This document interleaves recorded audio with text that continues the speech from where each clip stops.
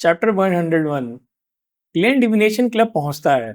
उसने एक नया आउटफिट पहना है जो ज्यादा स्पिरिटेड और कॉम्बैट के लिए ज्यादा सुटेबल है। उसकी वेस्ट में एक छोटा पॉकेट सिला हुआ है जिसमें उसने रिवॉल्वर और मेटल बॉटल्स रखी हैं।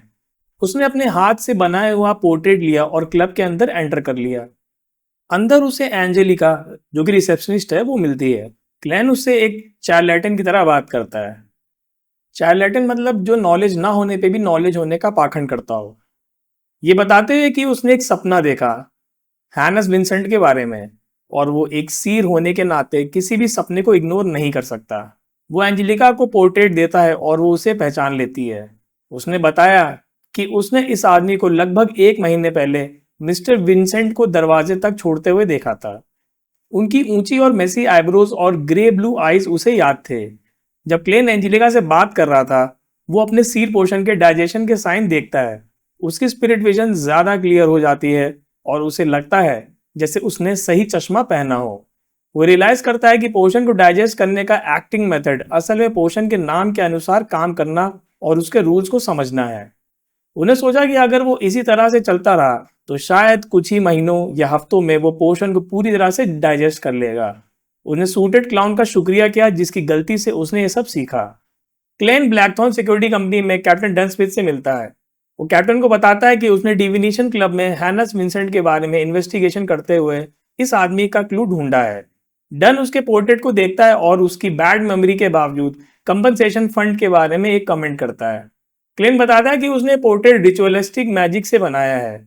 डन उसे कहता है कि वो नील से इसकी और कॉपीज बनवाए और किनले और रॉयल से इसकी जांच करवाए। अपनी छुट्टी का दिन होने के बावजूद क्लेन ईविल ड्रैगन बार चला जाता है।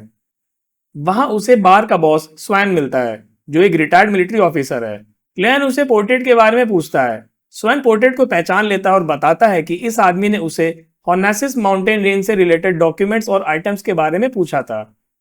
क्लेन को तुरंत डेवी विले लाइब्रेरी की घटना याद आती है जहां उसने हॉर्नेसिस माउंटेन रेंज से रिलेटेड एक जर्नल इशू बोरो किया था और लाइब्रेरियन ने बताया था कि किसी और ने भी उसे अभी अभी वापस किया है। अब उसको शक हो रहा था कि लाइब्रेरी में उससे पहले वो जर्नल इशू बोरो करने वाला आदमी यही था जो एंटीगनस फैमिलीज नोटबुक के ट्रेड का गवाह था। चैप्टर 102।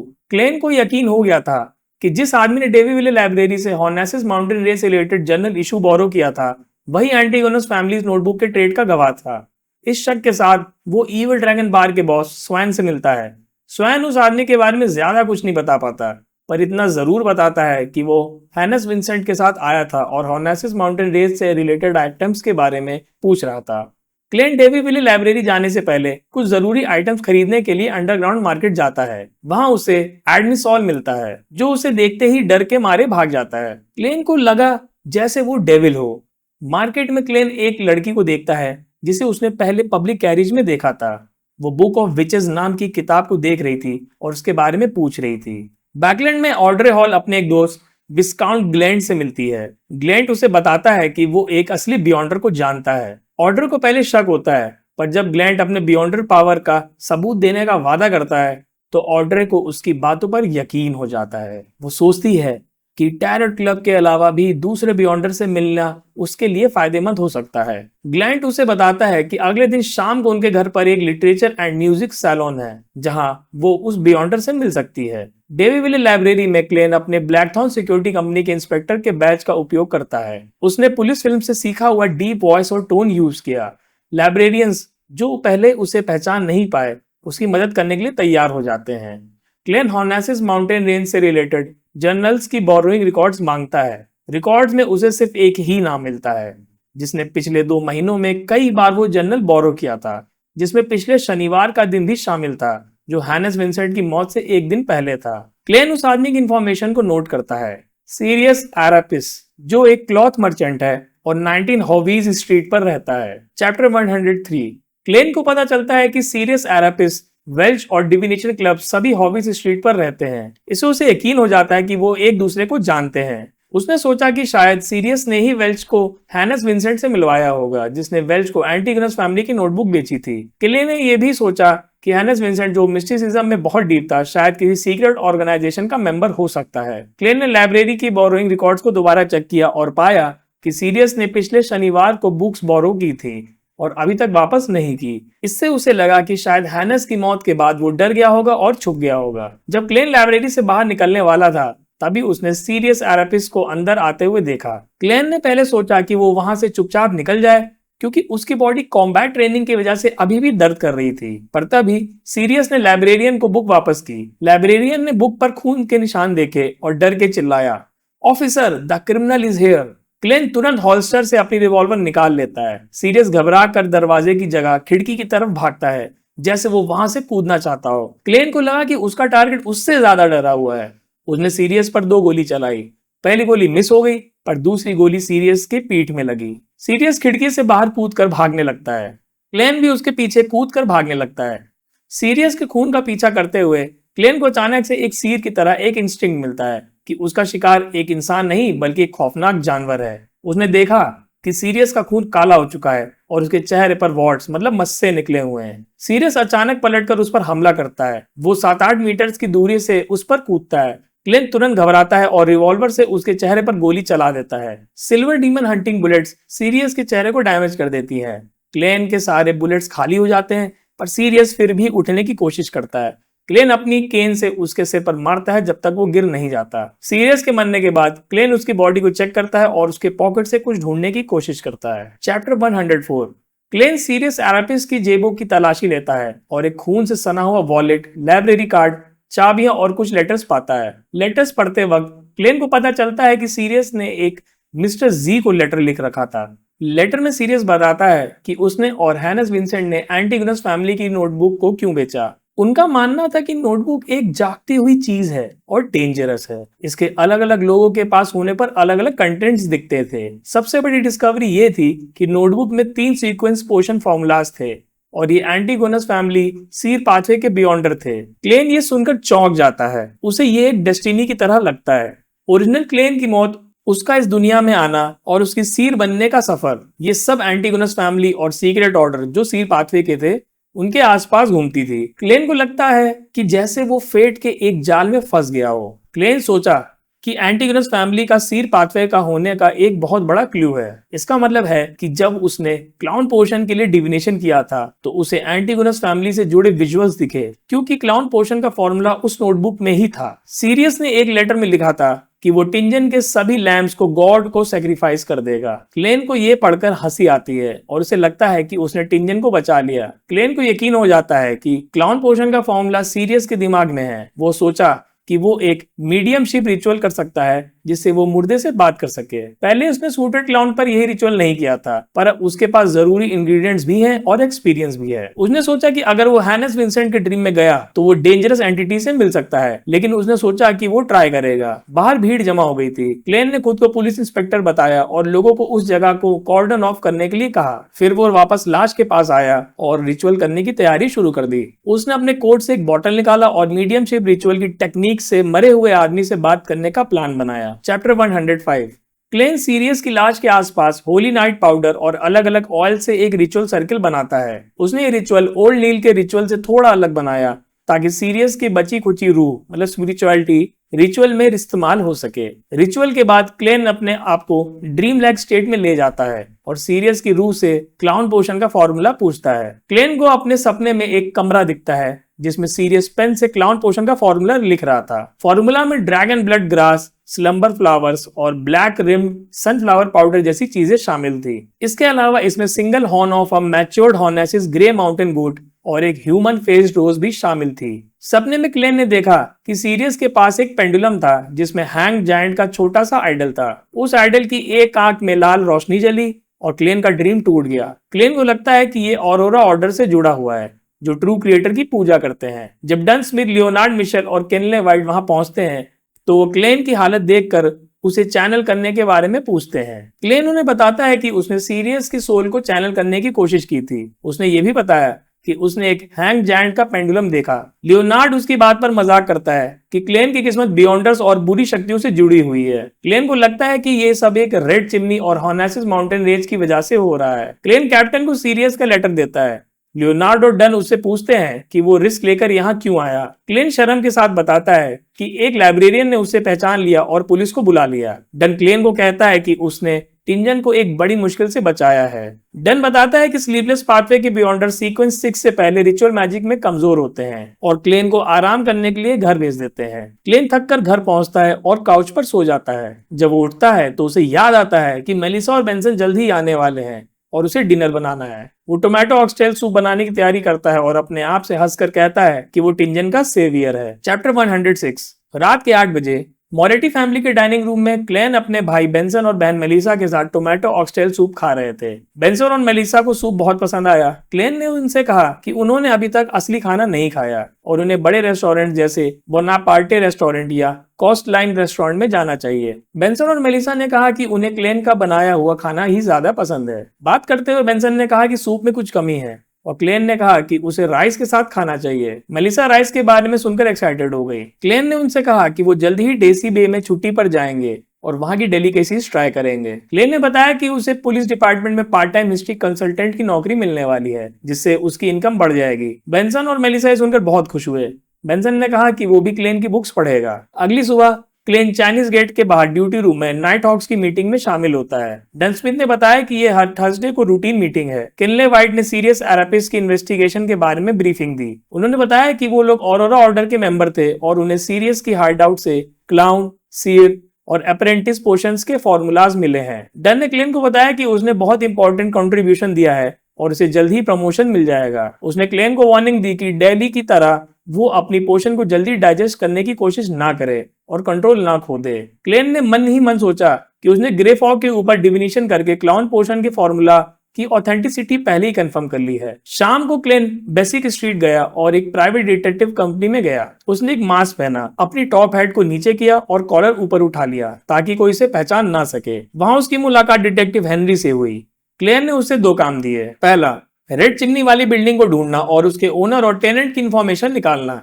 इसके लिए उसने ग्रे फॉग के ऊपर बनाई हुई ड्राइंग दी। दूसरा, एक आदमी को ढूंढना जो कभी कभी इविल ड्रैगन बार में दिखता है। क्लेन को लगता है कि वो आदमी साइकोलॉजी एल्केमिस्ट का मेंबर हो सकता है। डिटेक्टिव हेनरी ने इन 2 कामों के लिए कुल 10 पाउंड्स का रेट बताया। क्लेन ने उससे बिना कोई झगड़ा किए 2 पाउंड्स की एडवांस पेमेंट दी। इसके बाद उसकी जेब में सिर्फ 1 पाउंड और 17 सोली बचे थे। हेनरी को लगा कि क्लेन एक आर्टिस्ट है। दूसरी तरफ विस्काउंट ग्लैंड के घर पर ऑड्रे हॉल एक पार्टी में पहुंचती है। ग्लैंड उसे बताता है कि वो बियॉन्डर लेडी जिसके बारे में उसने बताया था वहां आ चुकी है और वो एक ऑथर भी है। चैप्टर 107। ऑड्रे हॉल विस्काउंट ग्लैंड की पार्टी में एक बियॉन्डर लेडी से मिलती है जिसका नाम फोर्स वॉल है और वो एक ऑथर भी है। ऑड्रे, जो अब एक स्पेक्टेटर बन चुकी है, फोर्स को ऑब्जर्व करती है। वो देखती है कि फोर्स की उंगलियों पर पेन पकड़ने के निशान है, उसके हाथों में अच्छी ताकत है और उसकी आंखों में गर्व मतलब सुपीरियोरिटी है। ऑड्रे को लगता है कि फोर्स ने जानबूझकर ग्लैंड से कांटेक्ट किया है। ऑड्रे ने सोचा कि शायद उसे पैसे या बियॉन्डर मटेरियल्स चाहिए। जब ऑड्रे आगे बढ़ती है तो वो अपनी ड्रेस पर पांव रखकर गिरने वाली होती है, पर उसकी मेड एनी उसे संभाल लेती है। ऑड्रे को अपनी गलती का एहसास होता है। बाद में ग्लैंड, ऑड्रे और फोर्स एक प्राइवेट स्टडी रूम में मिलते हैं। फोर्स उन्हें अपनी बियॉन्डर्स पावर्स दिखाती है। वो इनकॉर्पोरल मतलब बिना शरीर होकर दरवाजे के आर पार चली जाती है। ये देखकर ऑड्रे और ग्लैंड हैरान हो जाते हैं। ऑड्रे को यकीन हो जाता है कि फोर्स को पैसा या मटेरियल्स नहीं चाहिए, बल्कि वो ग्लैंड और ऑड्रे के स्टेटस और रिसोर्सेज का यूज करना चाहती है। फोर्स उन्हें बताती है कि वो 2 साल पहले एक डॉक्टर थी जब वो बियॉन्डर बनी। उसने उनसे कहा कि अगर वो लोग उसकी एक पार्टनर को जेल से छुड़ाने में मदद करेंगे तो वो उन्हें एक सीक्वेंस पोशन का फॉर्मूला और जरूरी मटेरियल्स देगी। जब ग्लैंड पूछता है कि उसकी पार्टनर को क्यों जेल हुई तो फोर्स शर्मिंदा होते हुए बताती है कि उसकी पार्टनर एक थग को कन्विंस करने में थोड़ी ओवर द टॉप हो गई थी।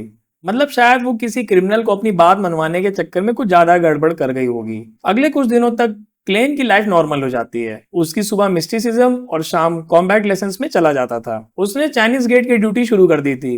डन स्मिथ ने उसे बताया कि ड्यूटी के दौरान वो कॉफी या ब्लैक टी पी सकता है। जब डन जाने लगता है तभी वो मुड़कर क्लेन को वार्न करता है, चाइनीज गेट को किसी भी हालत में मत खोलना, चाहे जो भी हो। क्लेन इस वार्निंग से डर जाता है और उसे बेसमेंट और भी अंधेरा लगने लग जाता है। चैप्टर 108। क्लेन चाइनीज गेट पर पहली बार ड्यूटी दे रहा था। रात की गहरी खामोशी में वो कॉफी पीता है और बुक्स पढ़ता है, जिसमें एक लेडीज एस्थेटिक मैगजीन भी शामिल थी जो शायद रोज़ैन की थी। फिर वो फोर्स वॉल की नॉवेल स्टॉर्मविंड माउंटेन विला पढ़ने लगता है। जब वो नॉवेल पढ़ रहा था उसे अपने घर और परिवार की याद आती है। अचानक चाइनीज गेट के पीछे जोर से थपथपाने और जोर से नॉक नॉक करने की आवाज आती है। क्लेन, जो पहले से ही कैप्टन डन की वार्निंग से डर गया था, तुरंत अपनी रिवॉल्वर निकाल लेता है। आवाज इतनी जोर से थी कि चाइनीज गेट भी हिलने लगता है। क्लेन सोचता है कि क्या उसे पहले ही दिन ऐसी कोई घटना का सामना करना पड़ेगा। अचानक उसने देखा कि गेट पर एक क्रैक आ गया है और उस क्रैक से एक छोटा सा कपड़े का खिलौना क्लॉथ पपेट बाहर आता है। उसने एक रीगल ग्राउंड पहना था और उसके हाथ में एक कागज था जिस पर छुपाने मतलब कंसीलमेंट और वर्टिकल आई के सिंबल्स बने थे। खिलौना अभी कुछ समझ पाता, उसे पहले ही एक इनविजिबल फोर्स उसे वापस अंदर खींच लेती है और दरवाजा वापस बंद हो जाता है। क्लेन को तुरंत sealed artifact 3-0625 Miss Fortune cloth puppet के बारे में मिली जानकारी याद आ जाती है। रिपोर्ट में लिखा था कि ये खिलौना बेड के पास रखे जाने पर दुर्भाग्य मतलब बैड लक लाता है, पर इसमें कोई लिविंग ट्रेड्स नहीं है और ये भागने की कोशिश नहीं करता। क्लेन हैरान और सहमा हुआ था। उसने अभी जो देखा वो रिपोर्ट से बिल्कुल अलग था। उसे लगता है जैसे एक साइकोटिक मर्डरर अपने शिकार को दरवाजे से वापस खींच रहा हो। बिना वक्त गंवाए क्लेन तुरंत ड्यूटी रूम में जाता है और एक रस्सी खींचता है जिससे ऊपर ब्लैकथॉर्न सिक्योरिटी कंपनी में एक घंटी बजने लगती है। लियोनार्ड मिचेल और दूसरे नाइटहॉक्स तुरंत नीचे भागते हैं। चैप्टर 109। क्लेन चाइनीज गेट पर ड्यूटी के दौरान मिस फॉर्च्यून क्लॉथ पपेट को देखकर घबरा जाता है। जब लियोनार्ड मिचेल, केनले वाइट और रॉयल वहां पहुंचते हैं तो वो तुरंत उसे घेर लेते हैं, ये सोचकर कि शायद वो कंट्रोल खो चुका है। प्रोटोकॉल के मुताबिक लियोनार्ड एवरनाइट गॉडेस की प्रेयर करता है जिससे उनकी स्पिरिचुअलिटी शांत हो जाती है। ये देखकर कि क्लेन नॉर्मल है, उन्हें तसल्ली हो जाती है। क्लेन उन्हें बताता है कि उसने एक मिस फॉर्च्यून क्लॉथ पपेट 3-0625 को देखा जो गेट को थोड़ा खोलने में कामयाब हो गया था, पर फिर उसे एक फॉर्मलेस फोर्स ने वापस अंदर खींच लिया। लियोनार्ड और रॉयल रात भर क्लेन के साथ रुकने का फैसला करते हैं, जबकि किनले बैकअप के लिए ऊपर चला जाता है। टाइम पास करने के लिए वो लोग ताश खेलते हैं। क्लेन के सवाल का जवाब देते हुए लियोनार्ड डिड्यूस मतलब परिणाम निकालता है कि मिस फॉर्च्यून क्लॉथ पपेट के अभी अभी एबनॉर्मल बिहेव करने का कारण एंटीगोनस फैमिलीज नोटबुक हो सकता है जिसे हाल ही में चाइनीज गेट के पीछे रखा गया था। रॉयल लियोनार्ड के डिडक्शन को कंफर्म करती है और बताती है कि चाइनीज गेट को कैथेड्रल में रखा जाता है और डेली प्रेयर से इसकी शक्ति बढ़ती है, इसलिए रात में ये बहुत ही डेंजरस हो जाता है। लियोनार्ड आगे बताता है कि सेंट सेलेना की राख मतलब एशेज चाइनीज गेट के अंदर दफन है और वो एक हाई सीक्वेंस बियॉन्डर थी। अगली सुबह क्लेन थका हुआ था जबकि लियोनार्ड और रॉयल एनर्जेटिक थे। जब कैप्टन डन आता है तो क्लेन उससे पूरी घटना के बारे में बताता है जिसमें लियोनार्ड का डिडक्शन भी शामिल था। कैप्टन सुनता है और होली कैथेड्रल को टेलीग्राफ भेजता है। जब क्लेन वापस जा रहा था तो उसे अचानक याद आता है कि वो मिस फॉर्च्यून क्लॉथ पपेट के हाथ में जो कागज था उसके बारे में वो बताना भूल गया। वो सोचता है कि क्या किसी शक्ति ने उसे ये बताने से रोका। उसके मन में कई सवाल उठते हैं। पहला, पपेट ने इतना अबनॉर्मल बिहेव क्यों किया? दूसरा, क्या इसका कारण उसकी मतलब क्लेन की वहां पर मौजूदगी थी? तीसरा, क्या एंटीगोनस फैमिलीज नोटबुक का कोई मकसद था? चौथा, क्या इसका उसके बचने और सीर बनने से कोई लेना देना था? क्लेन कंफ्यूजन में वहीं रुक जाता है, ये सोचता हुआ कि वो वापस जाए या घर जाकर सो जाए। चैप्टर 110। क्लेन चाइनीज गेट की घटना के बाद कुछ कंफर्म करने के लिए अपने घर लौट जाता है। वो सोचता है कि अगर मिस फॉर्च्यून क्लॉथ पपेट ने जानबूझकर उसे वो पिक्चर दिखाई थी तो उसके लिए इसकी पुष्टि करना जरूरी है। घर पहुंचने पर क्लेन देखता है कि उसके भाई बहन बेंसन और मेलिसा सो रहे हैं। मेलिसा उससे मिलती और बताती है कि वो और बेंसन सुबह सेंट सेलेना कैथेड्रल जा रहे हैं। ये सुनकर क्लेन को याद आता है कि वो खुद ही नाइट हॉक है और उसकी ड्यूटी भी चर्च से जुड़ी है, भले ही वो बेसमेंट में हो। क्लेन अपने बेडरूम में जाता है और एक स्पिरिचुअल वॉल बनाता है। उसने काउंटर क्लॉकवाइज 4 कदम चलते हुए इनकांटेशन किया और ग्रे फॉग के ऊपर की दुनिया में पहुंच गया। वहां उसने गोल्ड स्किन पार्चमेंट पर यह सवाल लिखा, the picture that the miss Fortune cloth puppet displayed. Divination के बाद क्लेन को फिर से वही वर्टिकल आई का सिंबल दिखा। उसने उसे पार्चमेंट पर ड्रॉ किया और उसके नीचे लिखा कि ये एंटीगोनस फैमिली के खजाने की चाबी है। पेंडुलम डिविनेशन से उसने इसकी पुष्टि की। क्लेन को लगा कि शायद एंटीगोनस फैमिलीज नोटबुक ने उसे अपना इनहेरिटर मतलब वारिस मान लिया है, क्योंकि वो उसे कांटेक्ट करने के बाद भी जिंदा है और एक सीर बन गया है। इसके बाद क्लेन ने हॉर्नेसिस माउंटेन रेंज के खजाने की लोकेशन के लिए डिविनेशन किया, पर उसको कोई खास जानकारी नहीं मिली। उसे बस इतना पता चला कि खजाना nation of the ever night से जुड़ा है। डिविनेशन के बाद क्लेन ने देखा कि क्रिम्सन स्टार से फिर से प्रार्थना की आवाज आ रही है। उसने प्रार्थना सुनी, वो जोटुन भाषा में थी और प्रार्थना करने वाला लड़का कह रहा था, pray, save father and mother. Klein को दुख होता है कि वो उनकी मदद नहीं कर सकता। उसने सोचा कि जब वो और जोटुन वर्ड सीख लेगा तब शायद वो उनकी मदद कर पाएगा। क्लेन अगले दिन ब्लैकथॉर्न सिक्योरिटी कंपनी वापस जाता है। वहां उसकी मुलाकात डन स्मिथ और रोजैन से होती है। क्लेन उनसे पूछता है कि क्या होली कैथेड्रल से कोई जवाब आया। डन उसे बताता है कि होली कैथेड्रल ने एंटीगोनस फैमिली नोटबुक को ग्रेड 1 सील्ड आर्टिफैक्ट घोषित कर दिया है, क्योंकि इसकी वजह से ही डिस्टर्बेंस हुआ था। इसका मतलब है कि अब सिर्फ कैप्टन और बिशप्स ही इसके बारे में जान सकते हैं। डन ने क्लेन को बताया कि नोटबुक के कंटामिनेशन से सिर्फ 3-0625 ही प्रभावित हुआ था। शाम में मेलिसा और उसकी दो सहेलियां सेलेना और एलिजाबेथ म्यूनिसिपल हॉल में एक फैमिली अफेयर्स पर लेक्चर सुनने जाती हैं। सेलेना और एलिजाबेथ कहती हैं कि अगर लेक्चर बोरिंग हुआ तो वो लोग शॉपिंग करने हैरोड्स चले जाएंगे। चैप्टर 111। मेलिसा, सेलेना और एलिजाबेथ म्यूनिसिपल हॉल में एक लेक्चर सुनने जाती हैं। लेक्चर में ज़ेवेरिया हेड्डा नाम की एक महिला फैमिली बजटिंग और ऐसी बातों पर बात करती है, लेकिन जल्द ही उन्हें पता चला कि लेक्चरर लॉर्ड ऑफ स्टॉर्म्स की फॉलोअर है और उनकी आइडियोलॉजी वुमेन को कम दिमाग, इनेटली फ्लॉड और मेन को सबॉर्डिनेट मानती है। ये सुनकर तीनों महिलाएं वहां से चुपके से निकल जाती हैं, लेकिन बाहर आकर मेलिसा को रियलाइज होता है कि वो वापस घर जाना चाहती है और पढ़ाई और काम करना चाहती है। सेलेना और एलिजाबेथ हैरोड शॉपिंग जाने का प्लान बनाती हैं, पर मेलिसा घर लौटने का फैसला करती है।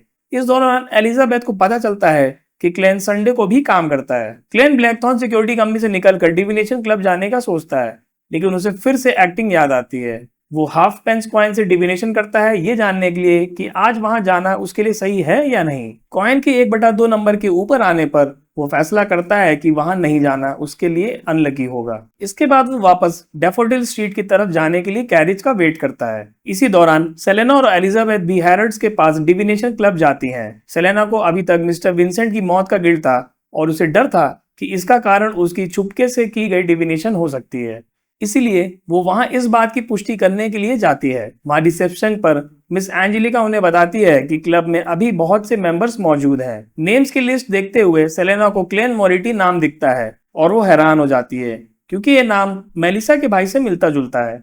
वो मिस एंजेलिका से क्लेन के बारे में पूछती है, पर वो बताती है कि वो आज नहीं आया है। सेलेना मजाक में कहती है कि अगर मेलिसा का भाई डिविनेशन करता तो हेडलाइन होती, is it the decay of morals और a problem with society? History graduate actually ends up doing divinations over the weekends to make a living. Chapter 112। Backlund. Empress Borough में Audrey Hall Forsi Wall की request के बारे में सोच रही थी। उसकी फ्रेंड ज़ैव डेरेचा को जेल हो गई थी क्योंकि उसने गैंगस्टर को बुरी तरह से घायल कर दिया था।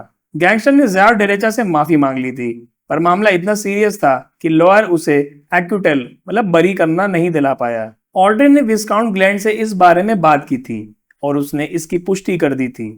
ऑड्रे सोचती है कि वो ग्लैंड को इस मामले में आगे बढ़ने के लिए कहेगी। अचानक ऑड्रे की नजर उसके गोल्डन रिट्रीवर सूजी पर पड़ती है। वो उसे फ्लावर बुशेस के पीछे देखती है और शॉक हो जाती है जब सूजी इंसान की तरह बोलती है। सूजी हेलो और हाउ आर यू बोलती है। ऑड्रे पूछती है, तुम बोल सकती हो? सूजी जवाब देती है, मैं बस एक डॉग हूँ। ऑड्रे को यह सुनकर बहुत अजीब लगता है। क्लेन खोय यूनिवर्सिटी में मिस्टर एजिक से मिलने जाता है जब वो दोनों खोय रिवर के किनारे चल रहे होते हैं। क्लेन एजिक से सीधा पूछता है कि उसने उसकी फेट में डिसहार्मनी कैसे देखी। एजिक बताता है कि उसके पास एक स्ट्रेंज एबिलिटी है जिसकी वजह से वो पास्ट भूल गया है। वो कहता है कि उसने अपनी फैमिली को ढूंढने की बहुत कोशिश की है, पर उसे कुछ नहीं मिला। उसने आगे बताया कि वो सपने देखता है अलग अलग तरह के। कभी वो एक नाइट होता है, कभी एक फ्यूडल लॉर्ड जिसके 3 बच्चे हैं और कभी एक ट्रैम्प मतलब आवारा। उसने ये भी बताया कि वो एक सपना देखता है जिसमें उसकी एक बेटी होती है जिसके लंबे काले बाल हैं। एजिक चर्च ऑफ अर्थ मदर की फिलॉसफी पर विश्वास करता है कि हर जीवन एक प्लांट की तरह है जो मुरझा जाता है और फिर वापस जीवित होता है। वो सोचता है कि शायद उसके सपने पिछले जन्मों के हो सकते हैं। आखिर में एजिक क्लेन से कहता है कि उसने क्लेन की फेट में सिर्फ डिसहार्मनी ही नहीं देखी, बल्कि ये भी देखा कि क्लेन अब एक ऑर्डिनरी पर्सन नहीं है।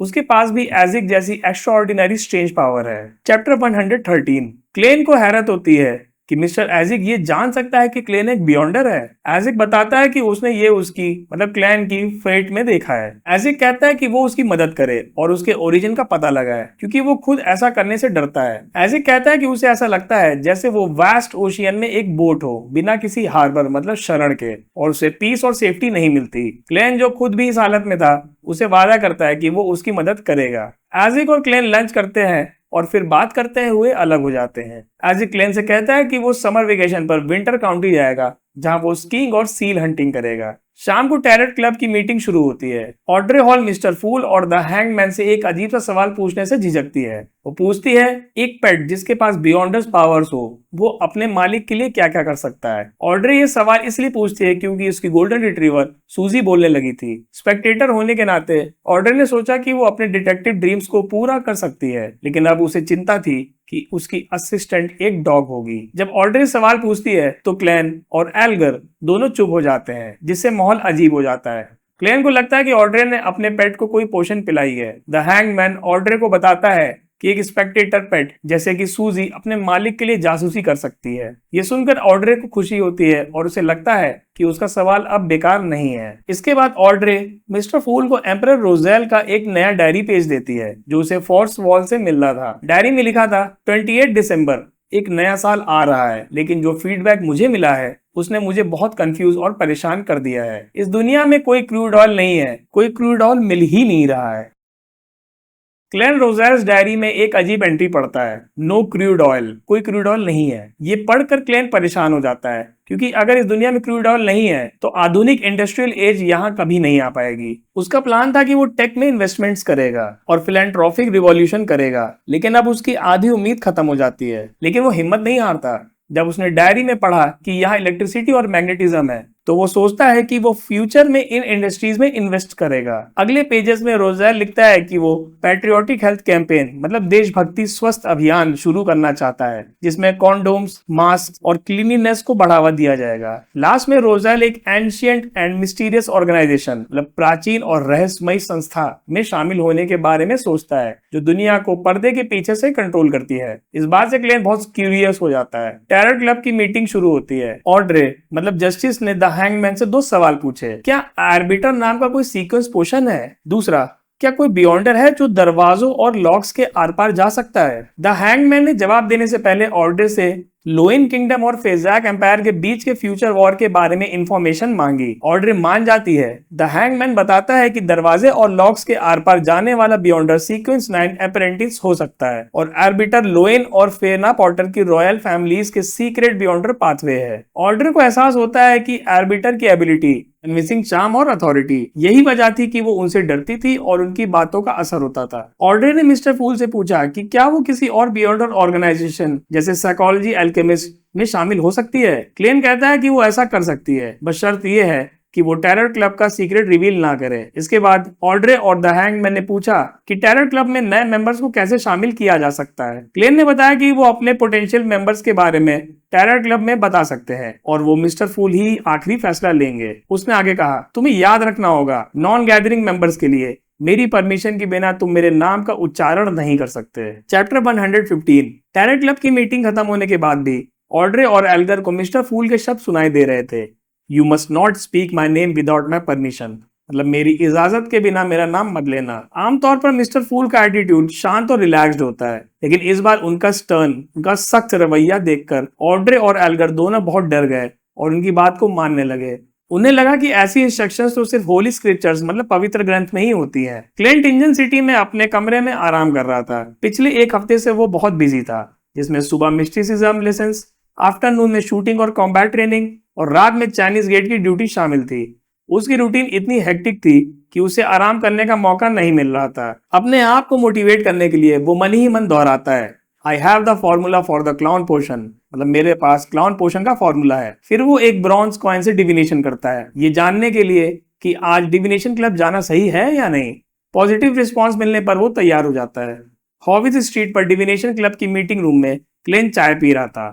तभी उसने अपने पुराने कस्टमर ग्लासिस को एक महिला के साथ आते देखा। दोनों परेशान और गुस्से में थे। क्लेन ने तुरंत पहचान लिया कि वो लैनेवस नाम के एक धोखेबाज से संबंधित मामले में है। ग्लासिस और महिला क्रिस्टीना ने बताया कि उन्होंने लैनेवस की कंपनी में पैसे लगाए थे, लेकिन वो 10,000 पाउंड से ज्यादा का पैसा लेकर भाग गया है। ग्लासिस ने क्लेन की पिछली डिविनेशन, जिसने उसे इन्वेस्ट करने से रोका था, ना मानने पर अफसोस जाहिर किया। क्लेन उनकी मदद करने के लिए एस्ट्रोलैब डिविनेशन करता है और उन्हें धैर्य रखने की सलाह देता है। ग्लासिस बताता है कि उन्होंने पुलिस में रिपोर्ट कर दिया है और लैनेवस को पकड़ने में मदद करने वाले को 100 पाउंड्स का इनाम मिलेगा।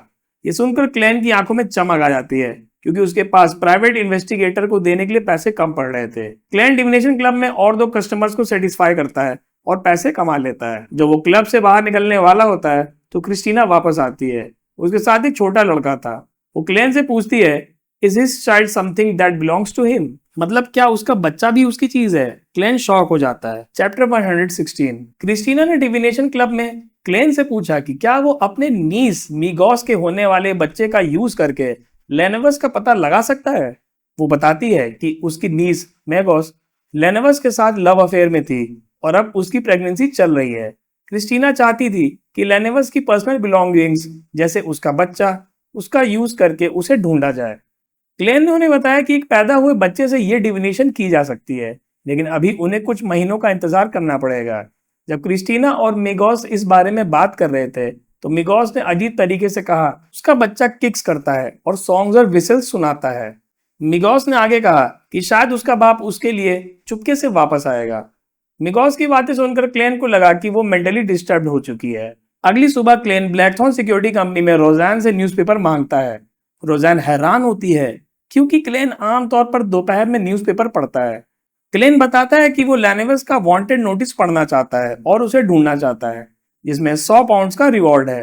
न्यूज़पेपर में लेनेवस का डिस्क्रिप्शन था, plump forehead, black hair, brown eyes और राउंड ग्लासेस। रोजान बताती है कि ये केस नाइट हॉक्स के पास नहीं आएगा क्योंकि इसमें सुपर फैक्टर्स नहीं है और ये टिंजेंस ज्यूरिसडिक्शन में है। उस दिन डन स्मिथ ने क्लेन को बताया कि वेस्ट बोरो में एक पैरानॉर्मल इंसिडेंट हुआ है और उसने सीकाट्रॉन और फ्राई को वहां भेजा है। लेकिन डन कहता है कि जब तक क्लेन कॉम्बैट टेक्निक्स में एक्सपर्ट नहीं हो जाता वो उसे मिशंस पर नहीं भेजेगा। कुछ दिनों बाद क्लेन बेसिक स्ट्रीट पर हेनरीज प्राइवेट डिटेक्टिव कंपनी पहुंचता है। उसने अपना चेहरा छुपा रखा था और आवाज बदलकर बात की।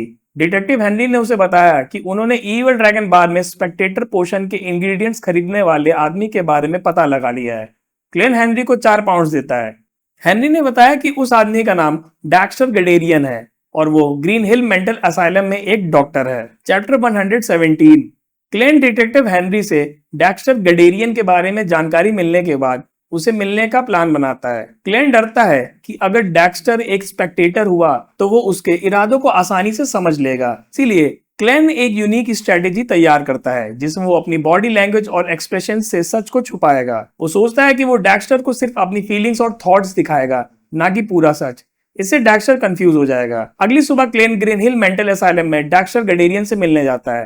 क्लेन अपना परिचय मतलब इंट्रोडक्शन एक पुलिस इंस्पेक्टर और नाइट हॉक के रूप में देता है। उसके बाद वो डैक्स्टर से कहता है, गुड मॉर्निंग मिस्टर स्पेक्टेटर। ये सुनकर डैक्स्टर शॉक हो जाता है। क्लेन अपनी रिवॉल्वर निकालता है और कहता है कि डेक्स्टर का रिएक्शन ही उसके स्पेक्टेटर होने का सबूत है। क्लेन बताता है कि उसने डेक्स्टर को ईवल ड्रैगन बार में पहले देखा था जब वो स्पेक्टेटर पोशन के इंग्रेडिएंट्स खरीद रहा था। क्लेन के ईमानदार बर्ताव से डेक्स्टर शांत हो जाता है और एक्सेप्ट करता है कि क्लेन ने उसे पकड़ लिया है। डेक्स्टर आगे कहता है कि उसे और नाइट हॉक्स, मैंडेटेड पनिशर्स और मशीनरी हाइव माइंड के बारे में पता है। क्लेन डेक्स्टर से लिमिटेड कोऑपरेशन के लिए कहता है। वो बताता है कि वो बियॉन्डर्स को क्रिमिनल्स नहीं मानता, लेकिन उनकी मॉनिटरिंग जरूरी है। क्लेन के प्रस्ताव मतलब प्रपोजल ये था कि डेक्स्टर अपनी कंडीशन के बारे में रेगुलर बेसिस पर बताए, किसी बियॉन्डर्स की जानकारी दे जो नुकसान पहुंचाने वाला हो, और बदले में नाइट हॉक्स डेक्स्टर को उसकी सिक्योरिटी और रिसोर्सेज प्रोवाइड करेंगे। डेक्स्टर इस प्रस्ताव से सहमत होता है और क्लेन से हाथ मिलाता है। इसके बाद डेक्स्टर स्वीकार करता है कि वो साइकोलॉजी अल्केमिस्ट का मेंबर है।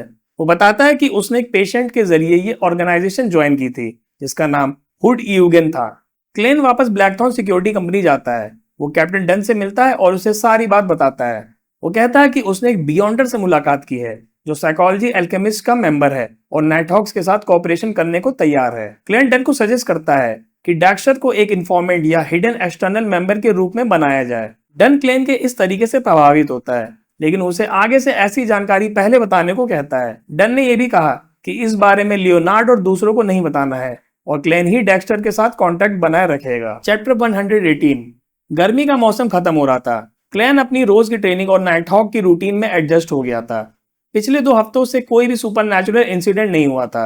वो रेगुलर पेचेक ले रहा था, मिस्टिसिज्म की स्टडी करता था, मार्क्समैनशिप और कॉम्बैट टेक्निक सीखता था। इस दौरान उसने टेरर क्लब की 3 मीटिंग्स अटेंड की जिसमें जस्टिस ने बताया कि उसने 2 नए बियॉन्डर से कांटेक्ट किया है वो सोचती थी कि वो उन्हें क्लब में शामिल कर सकती है, लेकिन उनके सीक्वेंस 9 बियॉन्डर्स होने के कारण वो थोड़ी झिझक रही थी। द हैंगमैन ने भी बताया कि वो वापस जमीन पर आ चुका है और नए रोजेल्स डायरी पेजेस की तलाश करेगा। क्लेन ने नोटिस किया कि उसकी सीर पोशन बहुत तेजी से डाइजेस्ट हो रही थी और उसे लगता था कि अगले हफ्ते तक वो पूरी तरह से डाइजेस्ट हो जाएगी। अब उसकी चिंता क्लाउन पोशन के इंग्रेडिएंट्स को लेकर थी, जिसमें हॉर्नेसिस ग्रे माउंटेन गोट का सींग और ह्यूमन फेस रोज की जरूरत थी।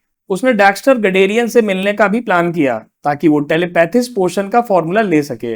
जब क्लैन अपने कॉम्बैट टीचर गवैन के घर से बाहर निकल रहा था तो उसकी मुलाकात अपने नाइटहॉक टीम मेट लियोनार्ड से हुई। लियोनार्ड ने उसे बताया कि कैप्टन डन ने उसे और फ्राई के साथ एक नए मिशन पर भेजा है। कैरिज में लियोनार्ड ने क्लेन को एक डॉक्यूमेंट बैग दिया। उसमें वेस्ट बोरो में पिछले 2 हफ्ते में हुए अजीब डेथ्स की लिस्ट थी। क्लेन ने देखा कि इन घटनाओं में बहुत से लोग अजीब तरीके से मरे थे, जैसे आर्सन और सुसाइड। जब उसने लिस्ट पढ़ी तो उसे लगा कि ये सारी मौतें ऑर्डिनरी हैं, लेकिन उनकी लार्ज क्वांटिटी ने उसे हैरान कर दिया। लियोनार्ड ने क्लेन को बताया कि पिछले 2 हफ्तों में मौतों का रेट नॉर्मल से 5 गुना बढ़ गया है। पुलिस हेडक्वार्टर्स को जब इस बारे में पता चला तो उन्होंने एक केस नाइट हॉक्स, मैंडेटेड पनिशर्स और मशीनरी हाइव माइंड को दे दिया। क्लेन, लियोनार्ड और फ्राई की टीम बनाई गई थी और वो आयरन क्रॉस स्ट्रीट पर इन्वेस्टिगेशन करने जा रहे थे। जब क्लेन ने सोचा कि वो अपने घर पर एक नोट छोड़ना चाहता है तो लियोनार्ड मान गया। क्लेन ने मन में सोचा कि नाइटहॉक बनने के बाद उसका फर्स्ट ग्रुप मिशन है। चैप्टर 119। क्लेन लियोनार्ड मिशेल से मिलने के लिए जा रहा था। लियोनार्ड के बालों को देखकर क्लेन मन ही मन सोचता है कि अच्छा चेहरा हो तो कोई भी हेयर स्टाइल अच्छा लगता है। जब वो आयरन क्रॉस स्ट्रीट तरफ चल रहे थे, क्लेन ने लियोनार्ड से पूछा कि क्या उसे डॉक्यूमेंट्स में कोई क्लू मिला। लियोनार्ड ने कहा कि जरूरी नहीं है कि हर सुपरनैचुरल रिचुअल का कोई पैटर्न हो। जब क्लेन ने लियोनार्ड के एक्सपीरियंस पर सवाल उठाए तो लियोनार्ड ने बताया कि होली कैथेड्रल हर 6 महीने में सभी सुपरनैचुरल रिकॉर्ड्स को कंपाइल करके नाइट हॉक्स को दे देती है। उसने ये भी बताया कि कैप्टन डन का भूलने का कारण नाइटमेयर सीक्वेंस से जुड़ा है, जिसमें सच और सपने आपस में मिल जाते हैं। वो लोग कॉप्स कलेक्टर फ्राई से मिलने और आयरन क्रॉस स्ट्रीट के सच्चे लोअर स्ट्रीट गए। वहां पर हॉकर्स, ठेले वाले और गरीब लोग थे। क्लेन ने उन्हें चोरों से सावधान रहने के लिए कहा, जिसका जवाब लियोनार्ड ने अपनी रिवॉल्वर को हल्का सा दिखाकर कर दिया। रिवॉल्वर देखकर सारे चोर और भीड़ तुरंत शांत हो गई। उनके सामने की रोड पर बच्चे और लोग पुराने फटे हुए कपड़े पहने थे। वो लोग बाहर से आए लोगों को डर और लालच की नजरों से देख रहे थे। लियोनार्ड ने बताया कि उन्हें सबसे पहले मिसेस लॉविस की मौत की जांच करनी थी, जो मैच बॉक्सेस चिपकाकर गुजारा करती थी। वो नंबर 134 की बिल्डिंग में गए, जहां हर तरफ पसीने, यूरिन और मोल्ड की बदबू आ रही थी। वहां उनकी मुलाकात ऑफिसर बिट्स माउंटबेटन और मिसेस लॉविस के पति लॉविस से हुई। लॉविस ने बताया कि वो एक हार्बर वर्कर है और उसकी पत्नी सिर्फ 2.25 पेंस कमाती थी, जब वो 130 मैच बॉक्सेस का एक क्रेट बनाती थी। उसकी पत्नी ने कुछ दिन पहले सांस लेने में तकलीफ की शिकायत की थी और अचानक ही मर गई। वो लोग इतने गरीब थे कि उन्हें अपने कमरे में भी एक आदमी को रेंट पर सुलाना पड़ता था। इन्वेस्टिगेशन के बाद फ्राई ने कहा कि मौत दिल का दौरा मतलब हार्ट अटैक पड़ने से हुई थी, लेकिन क्लेन को कुछ शक हुआ। उसने एक हाफ पेनी कॉइन निकाला और डिविनेशन करने का फैसला किया। उसने मन ही मन कहा, मिसेस लॉविस की मौत पर सुपरनैचुरल फैक्टर्स का असर है। There are supernatural factors influencing Mrs. Love's death. उसने सिक्का हवा में उछाला और वो उसके हाथ पर किंग्स पोर्ट्रेट मतलब राजा की तस्वीर के साथ गिरा। इसका मतलब था कि मिसेस लॉविस की मौत में सुपरनैचुरल फैक्टर्स शामिल थे। चैप्टर 120। क्लेन ने मिसेस लॉविस की मौत में सुपरनैचुरल फैक्टर्स होने का पता लगाया। इसके बाद उसने और जानकारी के लिए मीडियमशिप रिचुअल और ड्रीम डिविनेशन करने का फैसला किया। रिचुअल के दौरान क्लेन मिसेस लॉविस की यादों को देखता है, जिसमें वो मैच बॉक्सेस बना रही थी और उसे हार्ट एलिमेंट की तकलीफ हो रही थी, लेकिन उसे कोई डायरेक्ट क्लू नहीं मिला। सिर्फ एक अजीब डिटेल मिलती है, एक पतली और गोरी हाथ वाली महिला ने उसकी पीठ पर थपकी दी। लियोनार्ड ने इस पर पोएटिक तरीके से कहा कि गरीब लोग मेडिकल हेल्प नहीं ले सकते। क्लेन ने बताया कि शायद यही वो सुपरनैचुरल फैक्टर था, लेकिन ये सिर्फ उसकी थ्योरी थी। फ्राई ने बॉडी की और जांच की और कंफर्म किया कि मौत नेचुरल थी। जब वो वहां से जाने लगे तो लॉविस ने बताया कि उसके पास अपनी पत्नी को दफनाने के लिए पैसे नहीं हैं और वो जब तक पैसे नहीं कमा लेता लाश को कमरे में ही रखने का सोच रहा था। ये सुनकर क्लेन शॉक हो गया। फ्राई ने बिना कुछ कहे चुपके से कुछ पैसे मिसेस लॉविस की लाश के पास रख दिए और वहां से निकल गया। क्लेन ने सोचा कि अगर मौसम ठंडा ना होता तो क्या लॉविस अपनी पत्नी की लाश को नदी में डाल देता या कहीं दफना देता। तीनों नाइट हॉक्स एक वर्कहाउस में गए, जहां एक आदमी साइलस ने आग लगाने की कोशिश की थी। वहां पर क्लेन ने लंबी क्यू देखी, जिसमें लगभग 200 लोग थे। फ्राई ने बताया कि वर्कहाउसेस में हर दिन एक लिमिट तक लोगों को ही एक्सेप्ट किया जाता है और बाकी लोग बिना खाने के रहते हैं। फ्राई ने आगे बताया कि वो पहले चर्च के पास्टर थे। उसने ये भी बताया कि वर्क हाउस में सिर्फ 5 दिन तक रुकने दिया जाता है और लोगों को मजदूरी करनी पड़ती है, जैसा कि कैदियों को मतलब क्रिमिनल्स को करना पड़ता है। वर्क हाउस में साइलस ने खुद को जला लिया था और उसकी मौत को भी नेचुरल माना गया। क्लैन ने डिविनेशन से कंफर्म किया कि साइलस की मौत में कोई सुपरनैचुरल फैक्टर नहीं था, लेकिन फ्राई ने एक नई थ्योरी दी। उसने कहा कि हो सकता है कि साइलस ने किसी बियॉन्डर के कहने पर ऐसा किया हो, जैसे कि इंस्टिगेटर।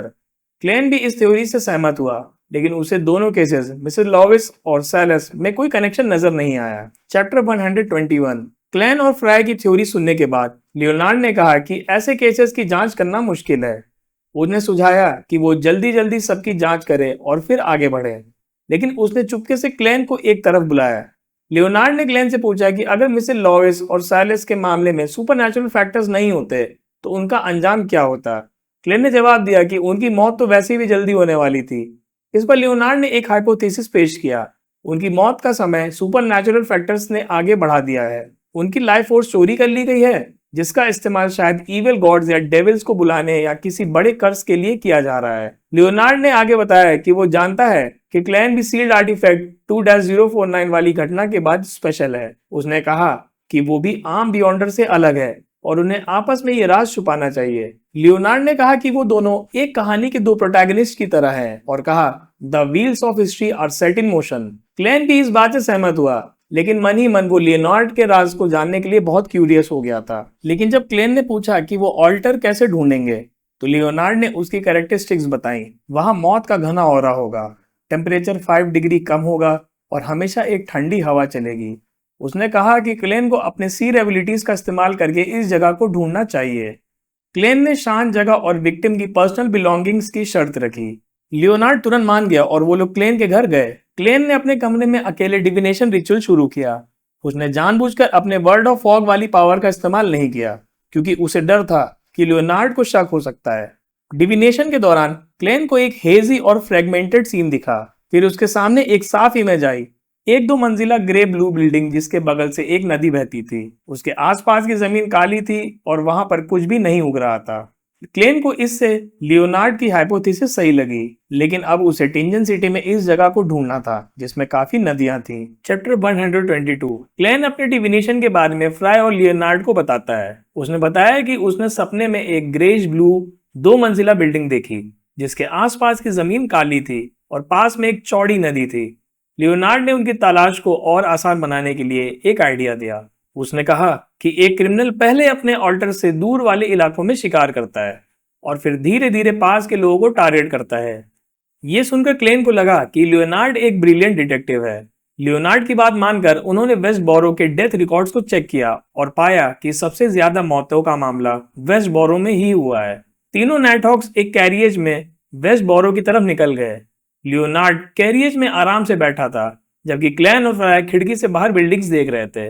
अचानक क्लेन को वही बिल्डिंग दिखी जो उसने सपने में देखी थी, एक ग्रेज ब्लू 2 मंजिला बिल्डिंग जिसके सामने एक खराब गार्डन था और फर्स्ट फ्लोर की खिड़की पर पर्दा लगा हुआ था। जब उन्होंने टारगेट बिल्डिंग को क्रॉस किया तो लियोनार्ड ने कैरियज रुकवा दी। उसने क्लेन को वापस जोटलैंड स्ट्रीट जाकर कैप्टन डन स्मिथ को बुलाने के लिए कहा, क्योंकि क्लेन अभी ट्रेनिंग फेज में था। फ्राई ने भी लियोनार्ड का साथ दिया। जाने से पहले क्लेन ने उनके लिए एक डिविनेशन किया, यहाँ जो भी होगा उसका अंजाम अच्छा होगा। कॉइन किंग्स हेड पर गिरा, जिससे उसने सुकून की सांस ली। लियोनार्ड और फ्राई वहां से निकल गए, जबकि क्लेन वापस ब्लैकथॉर्न सिक्योरिटी कंपनी चला गया। कंपनी में क्लेन को कैप्टन डन मिला। क्लेन ने उसे लियोनार्ड की हाइपोथेसिस और टारगेट बिल्डिंग के बारे में सब कुछ बताया। डन ने क्लेन को वहीं पर रुकने के लिए कहा, लेकिन फिर अपना इरादा बदल दिया। डन ने क्लेन को अपने साथ चलने के लिए कहा, लेकिन उसे 50 मीटर से ज्यादा नजदीक न आने की वार्निंग दी। क्लेन, डन, लियोनार्ड और फ्राई बिल्डिंग की तरफ आगे बढ़े। उसी समय बिल्डिंग के अंदर एक पतली और गोरी लड़की ट्रिसी अपने ड्रेसिंग टेबल पर बैठी थी। उसके बगल में एक चांदी का आईना था जिसमें से अचानक खून निकलने लगा। ये देखकर ट्रिसी सीरियस हो गई और बाहर देखने लगी। चैप्टर 123। ट्रिसी, जिसे अपने सिल्वर मिरर से खतरे का पता चल गया था, तुरंत तैयार हो जाती है। उसने एक ब्लैक रोब पहनी, चेहरे पर इनविजिबिलिटी स्पेल लगाया और फिर एक और स्पेल से खुद को गायब कर लिया। उसने खिड़की खोली और चुपके से बाहर निकली, जहां उसने कॉर्प्स कलेक्टर फ्राई को देखा। ट्रिसी ने फ्राई के पीछे से उस पर डैगर से वार करने की कोशिश की, लेकिन सीन टूट गया। वो समझ गई कि ये एक इल्यूजन था और वो अभी भी खिड़की पर ही खड़ी है। फ्राई के साथ वहां लियोनार्ड मिशेल और कैप्टन डन स्मिथ भी थे। डन ने अपनी नाइटमेयर पावर से ट्रिसी को सपने में फंसा लिया था। जैसे ही ट्रिसी सपने से बाहर आई, लियोनार्डो फ्राई ने उस पर गोलियां चलाई। गोलियां लगने पर ट्रिसी एक सिल्वर मिरर के टुकड़ों में टूट गई। असली ट्रिसी बिल्डिंग के अंदर ही थी। वो ऑल्टर की तरफ भागी, जहां चारों तरफ ठंडी हवा और आत्माएं थीं। बाहर फ्राई और डन को भी उन आत्माओं और अजीब चीजों का सामना करना पड़ा। फ्राई ने सिल्वर डीमन हंटिंग बुलेट से एक आत्मा को हटाया। डन पर एक लिविंग कर्टेन ने हमला किया। लियोनार्ड पर एक काले फूल ने वार किया, जिसमें कांटे थे। लियोनार्ड ने उस फूल को अपने खून से रगड़कर फेंक दिया। उसने समझ लिया था कि ये कर्ज का एक रूप है। ट्रिसी ने मौके का फायदा उठाया। उसने ऑल्टर को नष्ट किया और लियोनार्ड के खून से भरा हुआ फूल उठाकर भाग गई। लियोनार्ड को पता चल गया कि उस पर कर्ज किया गया है। उसने तुरंत अपने अंगूठे को काटा और खून से भूनकर कर्ज को नष्ट कर दिया।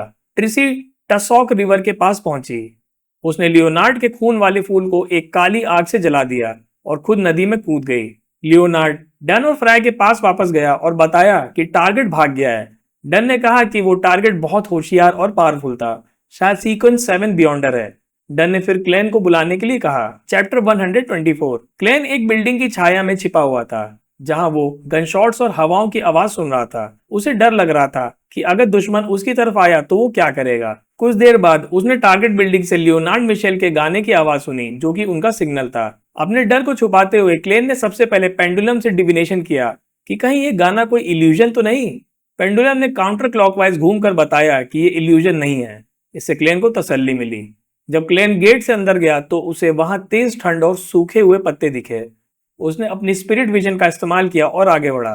वहां एक छोटी सी डाली उसके कंधे से टकराई, जिस पर क्लेन घबरा गया। आगे चलते हुए उसे रोने की आवाज सुनाई दी और ट्रांसल्यूसेंट शैडोज मतलब भूत दिखाई दिए, जो उसकी गर्मी को महसूस करके उसकी तरफ आ रहे थे। क्लेन डर के मारे दौड़कर बिल्डिंग के अंदर चला गया। अंदर डन, लियोनार्ड और फ्राई थे। लियोनार्ड ने एक पोएम पढ़कर उन रेस्टलेस स्पिरिट्स को शांत किया। डन ने बताया कि ये एक कर्स सेरेमनी थी और उन्होंने इसे रोक दिया है। डन ने क्लेन को रिचुअल करने के लिए कहा ताकि वो स्पिरिट्स को शांत कर सके और उनसे कोई क्लू निकाल सके। क्लेन जब ऑल्टर साफ कर रहा था तो उसने देखा कि हर पपेट पर एक नाम लिखा है, जिसमें एक नाम था जॉयस मेयर। जॉयस अल्फाल्फा ट्रेजेडी से बचा हुआ इंसान था और एना का फियांसे था। क्लेन को लगा कि ये कर्ज शायद ट्रिस ने करवाया है उन लोगों पर, जिन्होंने उसकी इन्वॉल्वमेंट को पुलिस को बताया था। क्लेन ने स्पिरिट को शांत करने के लिए एक रिचुअल किया, लेकिन उसे कोई नया क्लू नहीं मिला। वो लोग बिल्डिंग के सेकंड फ्लोर पर गए। एक कमरे में उन्हें कॉस्मेटिक्स और एक टूटा हुआ आईना मिला। क्लेन ने उस टूटे हुए आईना का इस्तेमाल करके एक और डिविनेशन रिचुअल किया। उसने प्रे किया कि आईना उन सब लोगों को दिखाए जिसे उसने पिछले महीने रिफ्लेक्ट किया था। रिचुअल के बाद आईना थोड़ा ठीक हो गया और उसमें एक ब्लरीनेस के साथ एक लड़की की फोटो दिखी, जो बहुत जानी पहचानी लग रही थी। चैप्टर 125। अपनी डिविनेशन के बाद क्लेन को वो लड़की जानी पहचानी लगी। उसने दोबारा डिविनेशन किया और उसे याद आया कि उसने उस लड़की को इंस्टिगेटर ट्रिस का पीछा करने वाली रात को देखा था। फिर उसने उसकी एक पोर्ट्रेट बनाई। जब डन और फ्राई ने पोर्ट्रेट देखी तो उन्हें वो ट्रिस जैसी लगी। तब लियोनार्ड ने एक बोल्ड आइडिया दिया। ये लड़की ट्रिस की पार्टनर नहीं, बल्कि खुद ट्रिस ही है, जिसने जेंडर बदल लिया है। इससे यह भी साबित होता है कि ट्रिस इतनी जल्दी गायब क्यों हो गया था। ये डीमोनस सेक्ट की एक खास पावर हो सकती है। ये सुनकर डन और फ्राई हैरान हो गए, लेकिन उन्हें ये बात सही लगी। क्लेन ने उस लड़की के कपड़ों का इस्तेमाल करके उसकी लोकेशन का पता लगाने की कोशिश की। जब उसने डिविनेशन किया तो उसकी केन हवा में रुक गई। इसका मतलब था कि सुपरनैचुरल इंटरफेरेंस है। इससे क्लेन को यकीन हो गया कि उनकी थ्योरी सही है और वो लड़की ट्रिस से ट्रिसी बन चुकी है। डन ने क्लेन से पूछा कि अगर उसकी जगह वो होता तो इस मिशन को कैसे हैंडल करता। क्लेन ने 10 सेकंड तक सोचा और फिर एक सिंपल पर बारबरिक प्लान बताया। वो पुलिस को बुलाकर 5 कैनन्स लाता और पूरी बिल्डिंग को बॉम्बार्ड कर देता। इससे या तो ट्रिसी बॉम्ब के ब्लास्ट में मर जाती या उसे भागना पड़ता, जिससे वो पकड़ ली जाती। डन, लियोनार्ड और फ्राई ये सुनकर दंग रह गए और कुछ देर तक कुछ नहीं बोले। डन ने बाद में कहा कि ये प्लान सही है, लेकिन नाइट हॉक्स आमतौर पर बियॉन्डर पावर्स पर डिपेंड करते हैं और उन्हें आम लोगों को सुपरनैचुरल मामलों में शामिल करने की आदत नहीं है। जब क्लेन घर वापस आया तो वो बहुत थका हुआ था। उसने पहले ही एक नोट छोड़ दिया था कि कंपनी में खाना मिलेगा, इसलिए उसे लगा कि उसके लिए खाना नहीं बचा होगा। लेकिन उसकी बहन मेलिसा ने उसके लिए लैम्ब चॉप, वेजिटेबल सूप और रोटी बचा कर रखी थी।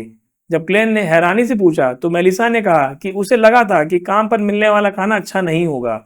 ये देखकर क्लेन को बहुत सुकून मिला। चैप्टर 126। अपनी बहन मेलिसा की चिंता और भोजन को देखकर क्लेन को नई ऊर्जा मिली, लेकिन खाने से पहले उसने इंस्टिगेटर ट्रिसी की लोकेशन पता लगाने का फैसला किया। वो अपने कमरे में गया और ग्रे फॉग के ऊपर एक और डिविनेशन किया। इस बार उसने एक स्टीम लोकोमोटिव मतलब ट्रेन देखी जिसमें ट्रिसी बैठी थी, लेकिन वो ट्रेन का नंबर नहीं देख पाया।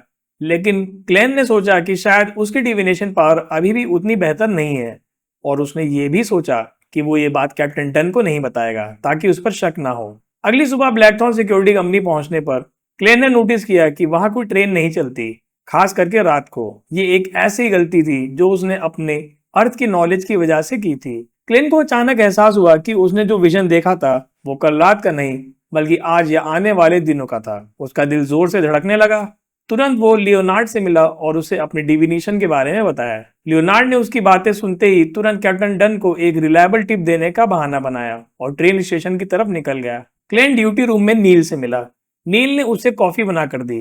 बातों बातों में क्लेन ने बताया कि उन्हें ट्रिसी की लोकेशन का टिप मिला है। नील ने उसे एक इंपॉर्टेंट लेसन दिया। Divination isn't all powerful. आपको सिर्फ सिंबॉलिक साइंस मिलते हैं जिसे आसानी से गलत समझा जा सकता है। नील की बात सुनते ही क्लेन को अपनी गलती समझ में आई। उसी वक्त उसने एक अजीब सा एहसास महसूस किया, जैसे उसके अंदर कुछ घुल रहा हो। उसने समझ लिया कि उसने अपनी सी पोशन पूरी तरह से डाइजेस्ट कर लिया है। जबकि डन और टीम ट्रेन स्टेशन पर पहुंची, ट्रिसी ने उन्हें चकमा दे दिया। अपने असैसिनेशन के इंस्टिंक्ट की वजह से वो टिंजन से ट्रेन में नहीं चढ़ी। उसने पहले वियनिया मतलब टिंजन के बाद पहला स्टेशन वहां तक सफर किया और वहां से ट्रेन ली। चैप्टर के एंड में ट्रिसी ट्रेन में चढ़ चुकी थी, जिसका मतलब था कि नाइट हॉक्स उसे पकड़ नहीं पाएंगे। और क्लेन अपनी सीड पोर्शन को पूरी तरह से डाइजेस्ट करने के बाद एक सच्चा और कंप्लीट सीर बन गया था। चैप्टर 127। पोर्शन को पूरी तरह से डाइजेस्ट करने के बाद क्लेन अपनी स्पिरिट विजन को एक्टिवेट करने के नए तरीके पर काम कर रहा था। उसने अब उंगली से माथे पर छूकर एक्टिवेट करने की बजाय दांतों को 2 बार क्लिक करने का तरीका चुना। ये तरीका उसकी रिवॉल्वर और केन पकड़ते समय भी आसान था। उसने नील से बात करते हुए ये तरीका प्रैक्टिस किया। नील को लगा कि क्लेन को अपनी बात पर गुस्सा आ गया है और वो खांसने लगा। क्लेन ने सीर पोर्शन को 1 या 2 हफ्ते पहले ही डाइजेस्ट कर लिया था। वो खुश था, लेकिन उसकी प्लानिंग बिगड़ गई थी। उसने सोचा कि अगर वो चुपके से क्लाउन बन जाता है तो उस पर शक हो सकता है, इसलिए उसने एक स्ट्रैटेजी बनाई। वो डन और टीम को धीरे धीरे ये समझाएगा कि उसने अनइंटेंशनली ही एक्टिंग मेथड मतलब किरदार निभाने का तरीका डिस्कवर कर लिया है। वो ये भी बताएगा कि डिविनेशन क्लब में जाकर और लोगों की किस्मत बताकर उसकी स्पिरिचुअलिटी और बढ़ गई है। इस तरह वो अपने रैपिड प्रोग्रेस का कन्विंसिंग रीजन दे सकता है और होली कैथेड्रल को उस पर शक नहीं होगा। क्लेन अपने कैप्टन की मदद भी करना चाहता था। क्लेन ने यह भी जाना कि एक कंप्लीट सीर बनने के बाद वो अब 3 अलग अलग तरह से चार्म्स बना सकता है। पहला, स्लम्बर चार्म। इससे वो लोगों को सुला सकता है जैसे डन और लियोनार्ड करते हैं। दूसरा, रिक्विन चार्म। इससे वो आत्माओं, भूत प्रेत और ज़ॉम्बीज को शांत कर सकता है। तीसरा, ड्रीम चार्म। इससे वो किसी के सपने में जा सकता है। लंच के समय क्लेन ने डन से मुलाकात की और ट्रिसी को पकड़ने के फेल्ड मिशन के बारे में बात की। उसने इसी मौके का फायदा उठाया और डन को बताया कि वो बिना किसी अजीब आवाज या विजन के अपनी सीर पोर्शन को पूरी तरह से कंट्रोल कर सकता है। उसने अपने एक्टिंग मेथड का जिक्र किया, जिससे डन को वो बहुत इंटरेस्टिंग लगा। बात खत्म होने पर क्लेन को एक मुश्किल सवाल परेशान करने लगा। सीक्वेंस 8 क्लाउन का किरदार कैसे निभाया जाएगा? क्या उसे सर्कस में शामिल होना पड़ेगा? एक सीर की इज्जत होती है, लेकिन एक क्लाउन की इज्जत इतनी ज्यादा नहीं होती।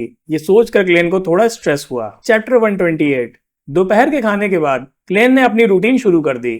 उसने पहले रिवॉल्वर से शूटिंग प्रैक्टिस की और फिर अपने कॉम्बैट टीचर गवेन के घर गया। अपनी मेहनत से क्लेन फिक्स टारगेट शूटिंग में काफी बेहतर हो गया था। ट्रेनिंग के दौरान क्लेन ने गोएन से तलवार और दूसरे वेपन सीखने का रिक्वेस्ट किया। गोएन ने कहा कि ये सब आउटडेटेड मतलब पुराने हो चुके हैं और गन्स ही सबसे बेस्ट है। लेकिन क्लेन अपने अर्थ की नॉलेज का इस्तेमाल करके आर्ग्यू किया। उसने एक नई स्पेशल फोर्स टैक्टिक्स का कॉन्सेप्ट दिया, जिसमें गन्स और मेले वेपन्स का मिक्स यूज करके दुश्मन पर सरप्राइज अटैक किया जा सकता है। ये सुनकर गवेन इमोशनल हो गया और उसके चेहरे पर पुराने यादों का असर दिखने लगा। लेकिन उसने क्लेन को कोई क्रेडिट नहीं दिया, बल्कि उसे 10 सेट्स करने की सजा दे दी।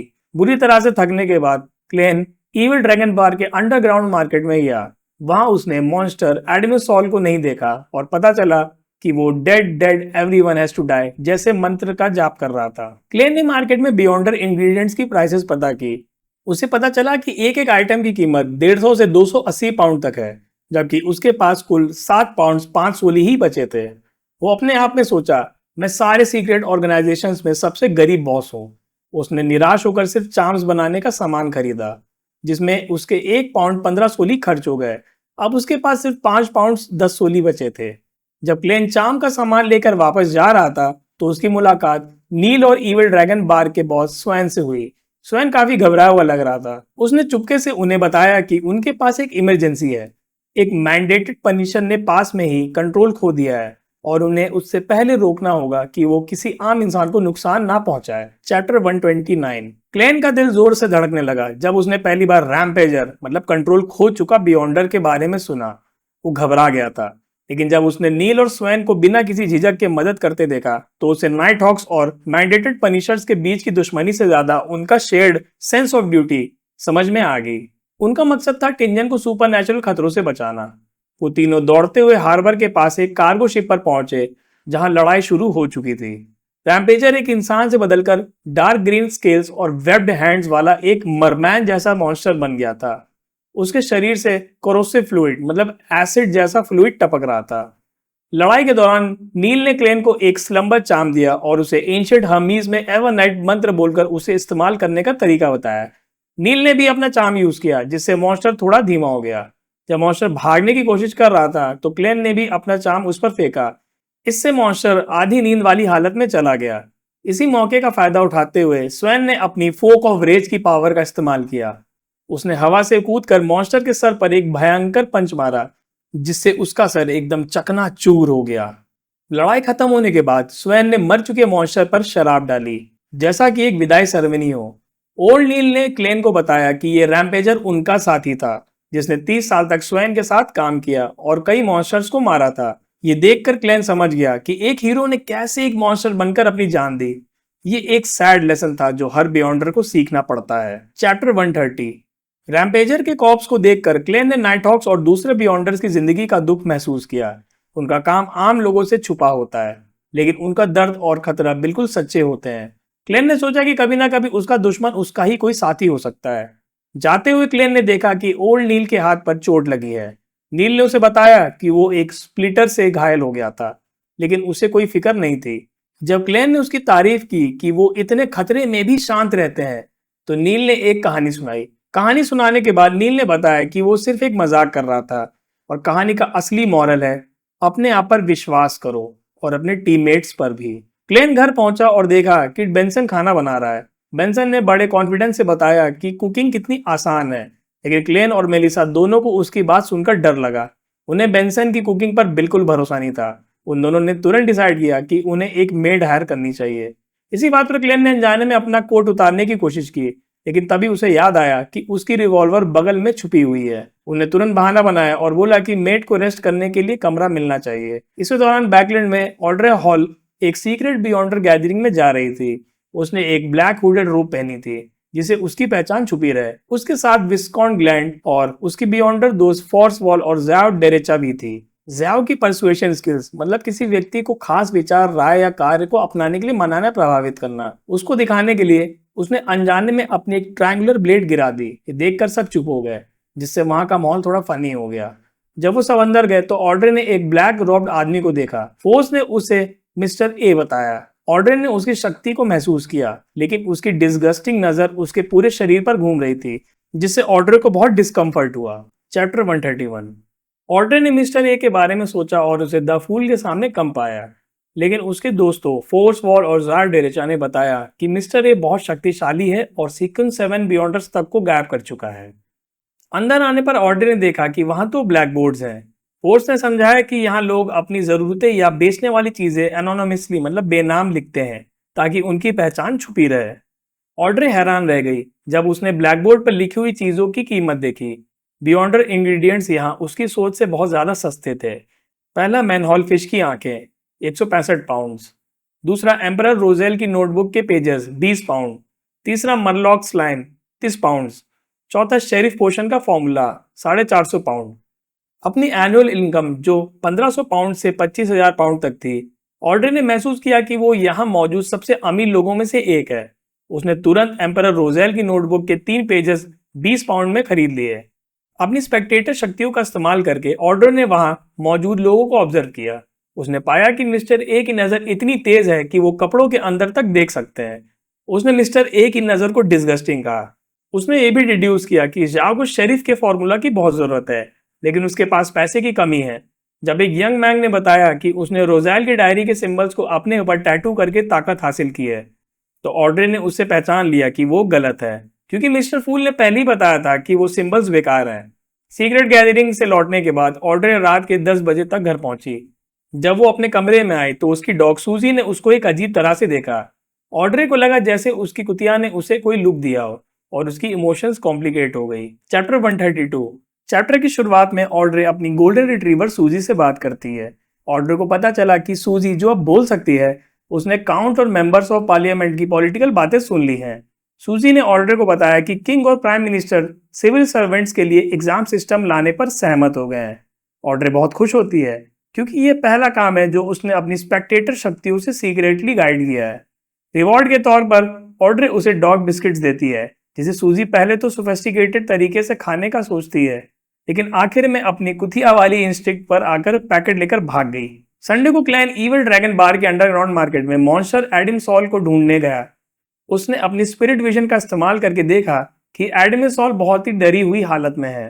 एडम सॉल डर के मारे कांप रहा था और सब लाश है, मैं मर जाऊंगा जैसी उलझी बातें कर रहा था। क्लेन ने उसे समझाने की कोशिश की, लेकिन एडम सॉल सिर्फ चिल्लाकर जमीन पर बैठ गया और कुछ नहीं बोला। क्लेन को मजबूरी में वहां से जाना पड़ा। उन्हें सोचा कि वो इस बारे में बाद में मिस्टर एजिक से बात करेगा। क्लेन ने सोचा कि अब उसकी सैलरी 3 पाउंड पर वीक हो जाएगी और वो अपने परिवार के लिए एक मेड हायर कर सकता है। वो अपनी बचत को सीक्रेट रखेगा और मिस जस्टिस के साथ एनोनिमस बैंक ट्रांसफर्स करके एक्स्ट्रा पैसे कमाने का प्लान बनाता है। उसने ये भी डिसाइड किया कि वो डिविनेशन क्लब जाता रहेगा, क्योंकि ये उसके एक्टिंग मेथड का पार्ट है और उसे वहां से 8 पेंस मिलते हैं। क्लेन ने सोचा कि वो अपनी फीस बढ़ा नहीं सकता, क्योंकि उसने एक सीर की तरह जो प्रिंसिपल्स बनाए हैं उन्हें तोड़ने में खतरा हो सकता है। डिविनेशन क्लब में क्लेन की मुलाकात उसकी बहन मेलिसा की दोस्त एलिजाबेथ से हुई। जब क्लेन ने अपनी स्पिरिट विजन से एलिजाबेथ को देखा तो उसके आसपास एक ग्लूमी ग्रीन ऑरा था। क्लेन तुरंत समझ गया कि एलिजाबेथ पर किसी भूत का साया है। उसने एलिजाबेथ से उसके नाइटमेयर्स के बारे में पूछा और एलिजाबेथ ने बताया कि वो एक नाइट के सपने देखती है जो उसके पास आता जा रहा है। एलिजाबेथ ने बताया कि उसने हाल ही में एक पुराने कैसल का दौरा किया था और उसे वहां कांटों से चोट लगी थी और खून भी निकला था। क्लेन ने गंभीरता से सर हिलाया और कहा कि उसके खून ने ही उस नाइट को अट्रैक्ट किया है। चैप्टर 133। एलिजाबेथ के घबराने पर क्लेन ने उसे समझाया कि वो एक ड्रीम डिविनेशन करेगा। एलिजाबेथ ने जल्दी ही टेबल पर सर रखकर सोना शुरू कर दिया। क्लेन ने एक ड्रीम चार्म निकाला जिसे उसने खुद बनाया था। चार्म को एक्टिवेट करके वो एलिजाबेथ के सपने में दाखिल हो गया। सपने में क्लेन ने लाशों से भरा एक मैदान देखा। एलिजाबेथ वहां थी और उसने क्लेन को पहचान लिया। क्लेन ने देखा कि एक ब्लैक आर्मर में एक नाइट उनकी तरफ आ रहा था, जिसकी आंखों में रेड लाइट थी। क्लेन को पता चला कि ये एक रैत है, जो एक कम शक्तिशाली आत्मा होती है। उसने सपने को तुरंत तोड़ दिया। सपने से बाहर आने के बाद क्लेन ने देखा कि उसका चाम जलकर राख हो गया है। उसे दुख हुआ, क्योंकि एक चाम बनाने में 6 से 8 सोली लगते हैं, जो उसके लिए काफी महंगा था। एलिजाबेथ ने फीस के तौर पर 1 सोली दिया और क्लेन ने उसे बताया कि उसके बुरे सपने 1 हफ्ते में चले जाएंगे। फिर वो सीधा कैप्टन डनस्मिथ के पास गया। उन्हें 2 बातें रिपोर्ट की। पहली, एडम सॉल ने जो सपना देखा उसमें हर तरफ लाशें थी, जो एक बड़े खतरे का संकेत हो सकते हैं। डन ने कहा कि वो इसकी रिपोर्ट होली कैथेड्रल को देंगे। दूसरी बात, क्लेन ने एलिजाबेथ के बारे में बताया। डन ने पूछा कि क्या एलिजाबेथ एवरनाइट गॉडेस की फॉलोअर है, और हाँ सुनकर उन्होंने मिशन की तैयारी शुरू कर दी। उन्होंने फ्राय को अपने साथ लैमवुड टाउन ले जाने का फैसला किया। डन ने एक सील्ड आर्टिफैक्ट का जिक्र भी किया, जिसका कोड 3-0782 था, जिसे म्यूटेटेड सन सेक्रेड एम्बलम के नाम से भी जाना जाता है। यह आर्टिफैक्ट 15 मीटर के दायरे में स्पिरिट्स को साफ कर सकता था, लेकिन अगर कोई इंसान उसके पास 1 घंटे तक रहे तो वो पागल हो सकता था। क्लेन इस बात से हैरान हुआ कि डन स्मिथ को उसका कोड नंबर याद है, क्योंकि क्लेन की अपनी मेमोरी भी इतनी अच्छी नहीं थी। डन ने आखिर में क्लेन की आंखों में देखते हुए एक सवाल पूछा, पिछले 2 दिनों में तुम्हें कोई बदलाव महसूस हुआ? चैप्टर 134। क्लेन ने डन स्मिथ को बताया कि उसने सीड पोशन को पूरी तरह से डाइजेस्ट कर लिया है। उसकी सेल्फ कॉन्फिडेंस बढ़ गई है और वो अपनी स्पिरिचुअल पावर्स को और भी आसानी से इस्तेमाल कर सकता है। डन ने उन्हें तुरंत लैमर्ट टाउन के लिए निकलने को कहा और फ्राई को भी अपने साथ लाने का आदेश दिया। डन ने खुद ही एक फॉर्म भरा और सील्ड आर्टिफैक्ट 3-0782 को निकाला, जिसे म्यूटेटेड सन सीक्रेट एम्बलम कहते हैं। ये आर्टिफैक्ट सूरज की शक्ति से भूत प्रेत को साफ करता है। जब वो तीन नाइट हॉक्स लैमर्ट टाउन के पुराने कासल पर गए तो उन्होंने तुरंत रेत को ढूंढ लिया। रेत बिल्कुल वैसा ही दिख रहा था जैसा एलिजाबेथ ने सपने में देखा था, एक टॉल नाइट ब्लैक आर्मर में जिसके हेलमेट के अंदर से दो रेड लाइट्स चमक रही थी। रेत ने डन पर अटैक किया, जिससे डन ने उसे अपने ड्रीम एबिलिटी का इस्तेमाल करके रोक दिया। ने एक आभासी मतलब इल्यूजरी लड़ाई शुरू कर दी, जिसमें रेत को लगा कि वो 3-0782 को कैसल से बाहर फेंक चुका है और उसने डन और क्लेन को घायल कर दिया है। असल में डन ने इस इल्यूजरी लड़ाई को सिर्फ समय खरीदने के लिए इस्तेमाल किया था। उसने रेत को 1 मिनट से ज्यादा टाइम तक उसके ड्रीम में उलझाए रखा। जब वो असलियत में आया तो डन ने शांति से बोला, 1 मिनट से ज्यादा हो गया है। रेत ये सुनते ही घबरा गया और उसका शरीर ब्लैक स्टीम में बदलना शुरू हो गया। 1 मिनट से ज्यादा सील्ड आर्टिफैक्ट 3-0782 के असर में रहने पर कोई भी भूत या आत्मा खत्म हो जाती है। रेत पूरी तरह से गायब हो गया, सिर्फ उसके हाथ का एक ब्लैक गाउंटलेट छोड़कर। इससे पहले कि वो गाउंटलेट उठा पाते, क्लेन को एक और बुरी शक्ति का एहसास हुआ। एक इंटेंस येट इल्यूजरी दुखद और गंदी फीलिंग ने अपनी तरफ खींचा, जैसे कोई उससे मदद के लिए पुकार रहा हो। चैप्टर 135। क्लेन ने डन को बताया कि उसे स्टेयर्स पर एक अजीब बुरी शक्ति का एहसास हुआ है। डन ने भी इसे अग्री किया और क्लेन को डिविनेशन करने के लिए कहा। क्लेन ने अपने टोपैज ब्रेसलेट से जांचा और पाया कि उनकी जांच पड़ताल सक्सेसफुल होगी और खतरा मैनेजेबल होगा। इस डिविनेशन से उन्हें यह भी पता चला कि वहां छुपी हुई चीज रेत से ज्यादा खतरनाक हो सकती है। डन ने सील्ड आर्टिफैक्ट 3-0782 को स्टेयर्स के अंदर फेंक दिया। कुछ देर बाद वहां का सिनिस्टर माहौल एक शुद्ध और गर्म एहसास में बदल गया। डन ने क्लेन को अपने साथ नीचे आने को कहा, जबकि फ्राई को गार्ड करने के लिए ऊपर ही छोड़ दिया। नीचे पहुंचने पर उन्होंने देखा कि एक पुराने कॉफिन के अंदर एक हेडलेस कॉर्प्स रखा हुआ है। कॉफिन को काले सील्स और नेल से बंद किया गया था ताकि अंदर की आत्मा बाहर ना निकल सके। डन ने कहा कि कॉर्प्स को पॉइजन देकर मारा गया है। क्लेन और डन ने डिड्यूस किया कि रेत हाल ही में आया है और किसी ने उस कॉफिन को खोलकर कॉर्प्स का सिर चुरा लिया है। इस वजह से उसकी आत्मा और नफरत बाहर निकल आई। उन्होंने ये भी सोचा कि वो शख्स जिन्होंने सर चुराया है वो जरूर कोई बियॉन्डर होगा और शायद वो सर किसी रिचुअल में इस्तेमाल करने के लिए ले गया होगा। लैमर्ट टाउन लौटकर तीनों नाइट हॉक्स ने अलग अलग जांच शुरू की। क्लेन ने एक 40 साल के आदमी से पूछा, जिसने उसको बताया कि वो जवानी में वहां जख्मी हुआ था। इससे डन का डिटेक्शन सही साबित हुआ। जाते हुए उस आदमी ने क्लेन को एक ओल्ड ऑयल पेंटिंग बेचने की कोशिश की, जिसमें पहले बैरन लैमर्ट की तस्वीर थी। क्लेन ने तस्वीर देखी और वो शॉक्ड रह गया। बैरन का चेहरा और मिस्टर एजिक का चेहरा बिल्कुल एक जैसे थे और उसकी आंख के पास एक मोल भी था, बिल्कुल मिस्टर एजिक की तरह। चैप्टर 136। क्लेन ने बैरन लैमर्ट के पोर्ट्रेट को देखकर सोचा कि वो मिस्टर एजिक जैसा लगता है। इससे वो बहुत कंफ्यूज हो गया। उन्हें तुरंत उस आदमी से सच उगलने के लिए अपनी रिवॉल्वर निकाल ली। आदमी ने घबराकर बताया कि ये पेंटिंग असली नहीं है और उसके दादा को 40 साल पहले पुराने कैसल से एक फटी हुई ओरिजिनल पेंटिंग मिली थी, जिसे देखकर उसने कॉपी बनवाई थी। उसने ये भी माना कि ये बैरन लैमर्ट की तस्वीर है, ये सिर्फ एक गेस ही है। क्लेन को इससे दो बातें पता चली। मिस्टर एजिक का चेहरा 1400-1500 साल पुराने इंसान जैसा है और वो रीइंकार्नेशन से गुजरा है या फिर उसे इमॉर्टैलिटी मिली हुई है, जिसके बदले उसने अपनी मेमोरी खो दी है। इस मामले की गोपनीयता को ध्यान में रखते हुए क्लेन ने इसकी रिपोर्ट डन को देने से पहले ग्रे फॉग के ऊपर डिविनेशन करने का फैसला किया। उसने 2 तरह की डिविनेशंस की। पहली, स्पिरिट पेंडुलम डिविनेशन, ये पता करने के लिए कि क्या उसे डन को बताना चाहिए। रिजल्ट काउंटर क्लॉकवाइज आया, जिसका मतलब था कि उसे नहीं बताना चाहिए। दूसरा, ड्रीम डिविनेशन, इससे उसे एक सपना दिखा जिसमें वो ब्लड सी में डूब रहा था और मिस्टर एजिक ने उसे बाहर निकाला। दूसरे सीन में वो मिस्टर एजिक के साथ एक डार्क मौसलेम में खड़ा था। क्लेन ने इसका मतलब निकाला कि अगर वो ये राज छुपा कर रखता है तो मिस्टर एजिक आगे उसकी मदद करेगा। उसने मिस्टर एजिक की मेमोरी खोने की थ्योरी को सही माना और डिसाइड किया कि वो डन को सिर्फ इतना बताएगा कि पोर्ट्रेट हिस्ट्री टीचर जैसा लगता है। डिविनेशन के बाद क्लेन ने देखा कि क्रिम्सन स्टार फिर से चमक रही है। उसने एक यंग मैन को जॉटन लैंग्वेज में प्रे करते हुए देखा। वो कह रहा था, O magnificent deity, please cast your eyes on this land that you have forsaken. Klein को तुरंत the forsaken land of God की याद आई, जिसका जिक्र द हैंग मैन ने किया था और रोजेल ने अपनी डायरी में लिखा था। इससे उसे लगा कि वो लड़का उस रहस्यमयी जगह से आया है। चैप्टर 137। डेरिक बर्ग अपने माता पिता के 2 कॉफिन्स के सामने खड़ा था, जहां एक सिल्वर स्वॉर्ड भी थी। उसके माता पिता पूरी तरह से मरे नहीं थे, लेकिन एक एल्डर ने उससे कहा कि उनकी लाइफ खत्म होने वाली है। एल्डर ने बताया कि उनकी सिटी ऑफ सिल्वर में जो भी मरते हैं वो इवल स्पिरिट्स बन जाते हैं और इस कर्ज से बचने का एक ही तरीका है, उनका कोई रिश्तेदार उन्हें मार दे। डेरिक ये सुनकर बहुत दुखी था, लेकिन उसने फिर भी स्वॉर्ड उठाकर अपने माँ बाप को मार दिया जिससे वो शांति से सो सके। डेरिक बहुत दुखी हालत में अपने घर लौट आया। वहां उसने अपने क्रिस्टल बॉल के सामने घुटने टेके और बार बार प्रेयर की, O magnificent deity, please cast your eyes on this land that you have for second. जब उसकी सारी उम्मीद खत्म हो चुकी थी, तभी क्रिस्टल बॉल से एक डार्क रेड ग्लो निकली और उसे अपने अंदर ले लिया। डेरिक ने खुद को एक बड़े पैलेस में पाया, जहां क्लेन एक लंबे टेबल के पीछे बैठा था। डेरिक ने क्लेन से पूछा, तुम क्या क्या तुम गॉड हो? क्लेन ने जोटुन लैंग्वेज में जवाब दिया, मैं गॉड नहीं, मैं सिर्फ द फूल हूँ जिसे इस दुनिया की हिस्ट्री में इंटरेस्ट है।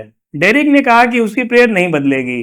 वो चाहता है कि सिटी ऑफ सिल्वर कर्ज से आजाद हो जाए और सूरज उनके आसमान में फिर से चमके। क्लेन ने कहा कि वो उसकी मदद तभी करेगा जब वो उसके साथ इक्वल एक्सचेंज करेगा। डेरिक ने कहा कि वो अपनी सोल देगा, लेकिन क्लेन ने मना कर दिया। क्लेन ने उसे कहा कि वो उससे शक्ति देगा जिससे वो खुद अपनी सिटी को बचा सके। डेरिक ने द सन्स शुरुआती सीक्वेंस पोशन का फॉर्मूला मांगा।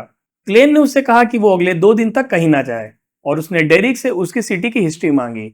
डेरिक ने बताया कि उसकी सिटी किंगडम ऑफ सिल्वर के नाम से जानी जाती थी, जब तक कि उन्हें ओमनीपोटेंट गॉड ने उन्हें छोड़ नहीं दिया। चैप्टर 138। क्लेन ने सिटी ऑफ सिल्वर के बारे में और जानने के लिए डेरिक को उसकी हिस्ट्री बताने को कहा।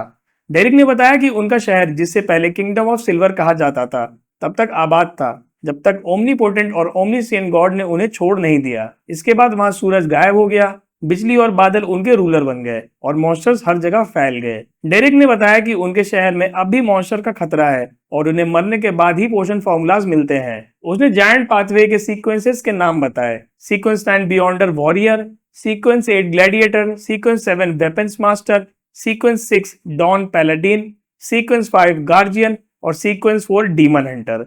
क्लेन को तुरंत याद आया कि ये church of the God of combat की पाथवे जैसी लगती है। डेरिक ने यह भी बताया कि उनके शहर में एक और शेफर्ड नाम का बियॉन्डर है। क्लेन ने शेफर्ड के बारे में पूछा तो डेरिक ने बताया कि वो एक और इनकम्प्लीट पाथवे से है। उसने शेफर्ड से पहले की सीक्वेंसेस के नाम बताए, sequence 9 secret suppliant, sequence 8 whispered, sequence 7 shadow ascetic, sequence 6 rose bishop. Klein को ये नाम ऑरोरा ऑर्डर से मिलते जुलते लगे। डेरिक ने फिर से कर्ज के बारे में बताया कि उनके शहर के लोग मरने के बाद इविल स्पिरिट्स बन जाते हैं और इससे बचने का एक ही तरीका है कि कोई ब्लड रिलेशन का आदमी उन्हें मार दे। उसने कहा कि मैं सन बनना चाहता हूँ। जब सूरज होता था तब हमारे ऊपर कोई कर्ज नहीं था। आखिर में क्लेन ने डेरिक को टैरोट गैदरिंग के लिए एक कोड नेम चुनने को कहा। डेरिक ने टैरोट कार्ड्स में से द सन कार्ड चुना। क्लेन ने उससे कहा, remember your choice, it will follow you for the rest of your life. उसके बाद क्लेन ने डेरिक को उसके रूम में वापस भेज दिया। चैप्टर 139। डेरिक बर्ग, द सन के नए मेंबर, ने पाया कि उसकी क्रिस्टल बॉल चूड़ा चूड़ा हो गई है। उसकी हथेली पर एक नया रेड सिग्नल बन गया जो उसके और द फूल के बीच के कनेक्शन को दर्शाता है। अपने पेरेंट्स को खोने के दुख के बावजूद उसमें एक नया पर्पस और एक उम्मीद थी। इधर क्लेन को द टैरोट क्लब की कमजोरी का एहसास हुआ, जिसके लीडर द फूल की शक्ति अभी सिर्फ सीक्वेंस 9 तक ही थी, जबकि डेरिक की सिटी में कम से कम 3 सीक्वेंस 4 बियॉन्डर्स थे। क्लेन ने लैमूड टाउन वापस लौटकर डन और फ्राई को अपनी फाइंडिंग्स के बारे में बताया। उसने कैजुअली मिस्टर एजिक की शक्ल के बारे में भी बताया, लेकिन डन ने इस पर ज्यादा ध्यान नहीं दिया क्योंकि टाउन में ऐसी पुरानी चीजें बेचने वाले लोग बहुत थे। उसके बाद क्लेन को सील्ड आर्टिफैक्ट 3-0782, जिसे म्यूटेटेड सन सेक्रेड एम्बलम भी कहा जाता है, को 2 घंटे तक टाउन से बाहर रखने की जिम्मेदारी दी गई ताकि उसकी शक्तियों से आम लोग प्रभावित ना हो। अकेले होने पर क्लेन ने उस एम्बलम की ओरिजिन जानने के लिए डिविनेशन किया। उसने पहले नॉर्मल डिविनेशन ट्राई किया पर वो फेल हो गया। उसने ग्रे फॉग के मिस्टीरियस स्पेस में जाकर वहां सील्ड आर्टिफैक्ट 3-0782 को मैनिफेस्ट किया और डिविनेशन दोबारा किया। इस बार उसने एक सपना देखा जिसमें एक सफेद चोगा पहना हुआ आदमी एक ऑल्टर के ऊपर गिर रहा था और एक चमकता हुआ सुनहरा लिक्विड उस एम्बलम में समा गया। क्लेन को एहसास हुआ कि यही लिक्विड उस एम्बलम की शक्ति का राज है। क्लेन ने तुरंत उस सुनहरी लिक्विड को एम्बलम से अलग करने की कोशिश की और वो सफल हो गया। उसने उस मिस्टीरियस स्पेस की शक्ति पर हैरानी जताई। अब उसने उस सुनहरी लिक्विड की उत्पत्ति जानने के लिए एक और डिविनेशन करने का प्लान बनाया। चैप्टर 140। क्लेन ने गोल्डन लिक्विड का सोर्स जानने के लिए एक और डिविनेशन किया, जैसे ही उसने शुरू किया, उसके सपने में गोल्डन चमकता हुआ सूरज दिखा। उसके तुरंत बाद क्लेन अपने ड्रीम वर्ल्ड से बाहर निकल गया और उसकी बॉडी जलने लगी जैसे वो आग में हो। ऊपर की मिस्टीरियस स्पेस भी बुरी तरह से हिलने लगी और पैलेस और टेबल टूट गए। क्लेन को डर लग रहा था। उसे लगा कि उसने अनजाने में किसी अनफैथोमेबल एग्जिस्टेंस मतलब अथाह को देख लिया है, जो शायद इटर्नल ब्लेजिंग सन हो सकता है। उसने ये भी सोचा कि वो आगे से ऐसी रिस्की डिविनेशंस नहीं करेगा और उसने अपने सी प्रिंसिपल्स में एक नया रूल जोड़ दिया, do not randomly divine things that involve a high level entity. इस भयानक अनुभव के बावजूद क्लेन को कुछ अनोखी जानकारी मिली। उसकी डिविनेशन के दौरान उसने इटर्नल ब्लेजिंग सन से नॉलेज हासिल की। उसने वो सारी जानकारी एक पेपर पर लिखी। पहली, do not look directly at God. दूसरा, व्हाइट एंजल। तीसरा, फ्लेयरिंग सन चार्म बनाने की टेक्निक जिसमें सील्ड आर्टिफैक्ट 3-0782 का इस्तेमाल होता है। चौथा, लॉर्ड ऑफ स्टॉर्म्स और God of knowledge and wisdom के लिए गहरी दुश्मनी। पांचवा, बार्ड सीक्वेंस 9 और लाइट सप्लिएंट सीक्वेंस 8 के पूरे पोशन फॉर्मूलाज। छठा, प्रीस्ट ऑफ लाइट का पोशन फॉर्मूला। सातवां, अनशैडोड सीक्वेंस 4 का पोशन फॉर्मूला जिसमें मेन इंग्रेडिएंट गॉड का गोल्डन ब्लड हो सकता है। क्लेन को यह सब देखकर लगा कि उसने जो भी पाया है वो उसके एक्सपेक्टेशन से ज्यादा है। उन्हें सोचा कि सील्ड आर्टिफैक्ट 3-0782 जितना माना जाता है उससे कहीं ज्यादा पावरफुल है। शायद ये एक ग्रेड 1 सील्ड आर्टिफैक्ट है। उसने ये भी रियलाइज किया कि वो फ्लेयरिंग सन चार्म बनाने की कोशिश कर सकता है, पर अभी उसके पास जरूरी सामान नहीं था। जब क्लेन वापस बाहर की दुनिया में आया तो उसने खुद को सुरक्षित पाया और सील्ड आर्टिफैक्ट 3-0782 बिल्कुल सही था।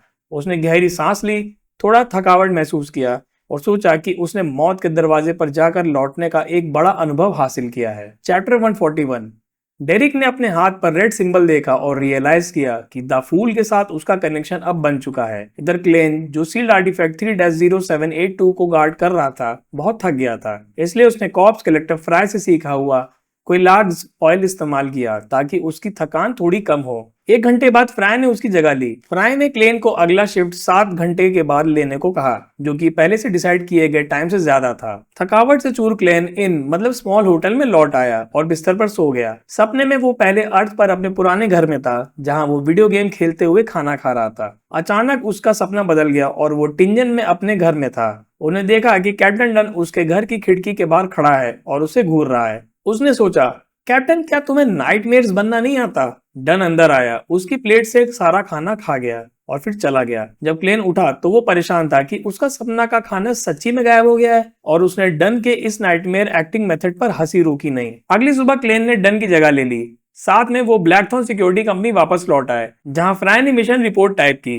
क्लेन ने 2 घंटे आराम किया और दोपहर में डॉक्टर डेक्स्टर से मिलने के लिए जोटलैंड स्ट्रीट शूटिंग क्लब गया। ये उनकी सीक्रेट मीटिंग प्लेस थी जिसके लिए वो कोडेड लेटर्स का इस्तेमाल करते थे। डेक्स्टर वहां एक अमीर आदमी की तरह आया। उसने शूटिंग रेंज बुक किया और गन रेंट पर लिया। क्लेन 5 मिनट बाद उसके पीछे गया, शूटिंग रेंज के रूम में नॉक किया और अंदर घुस गया। उसने डेक्स्टर को 10 सोली दिए और कहा कि नाइटहॉक्स अपने एसोसिएट्स को किसी भी एक्स्ट्रा फी का बोझ नहीं उठाने देते। डेक्स्टर ने पैसे लिए और क्लेन से उसके मिलने का कारण पूछा। चैप्टर 142। क्लेन ने डॉक्टर डेक्स्टर से हुड यूगन, एक साइकोलॉजी एल्केमिस्ट मेंबर और असाइलम के पेशेंट के बारे में पूछा।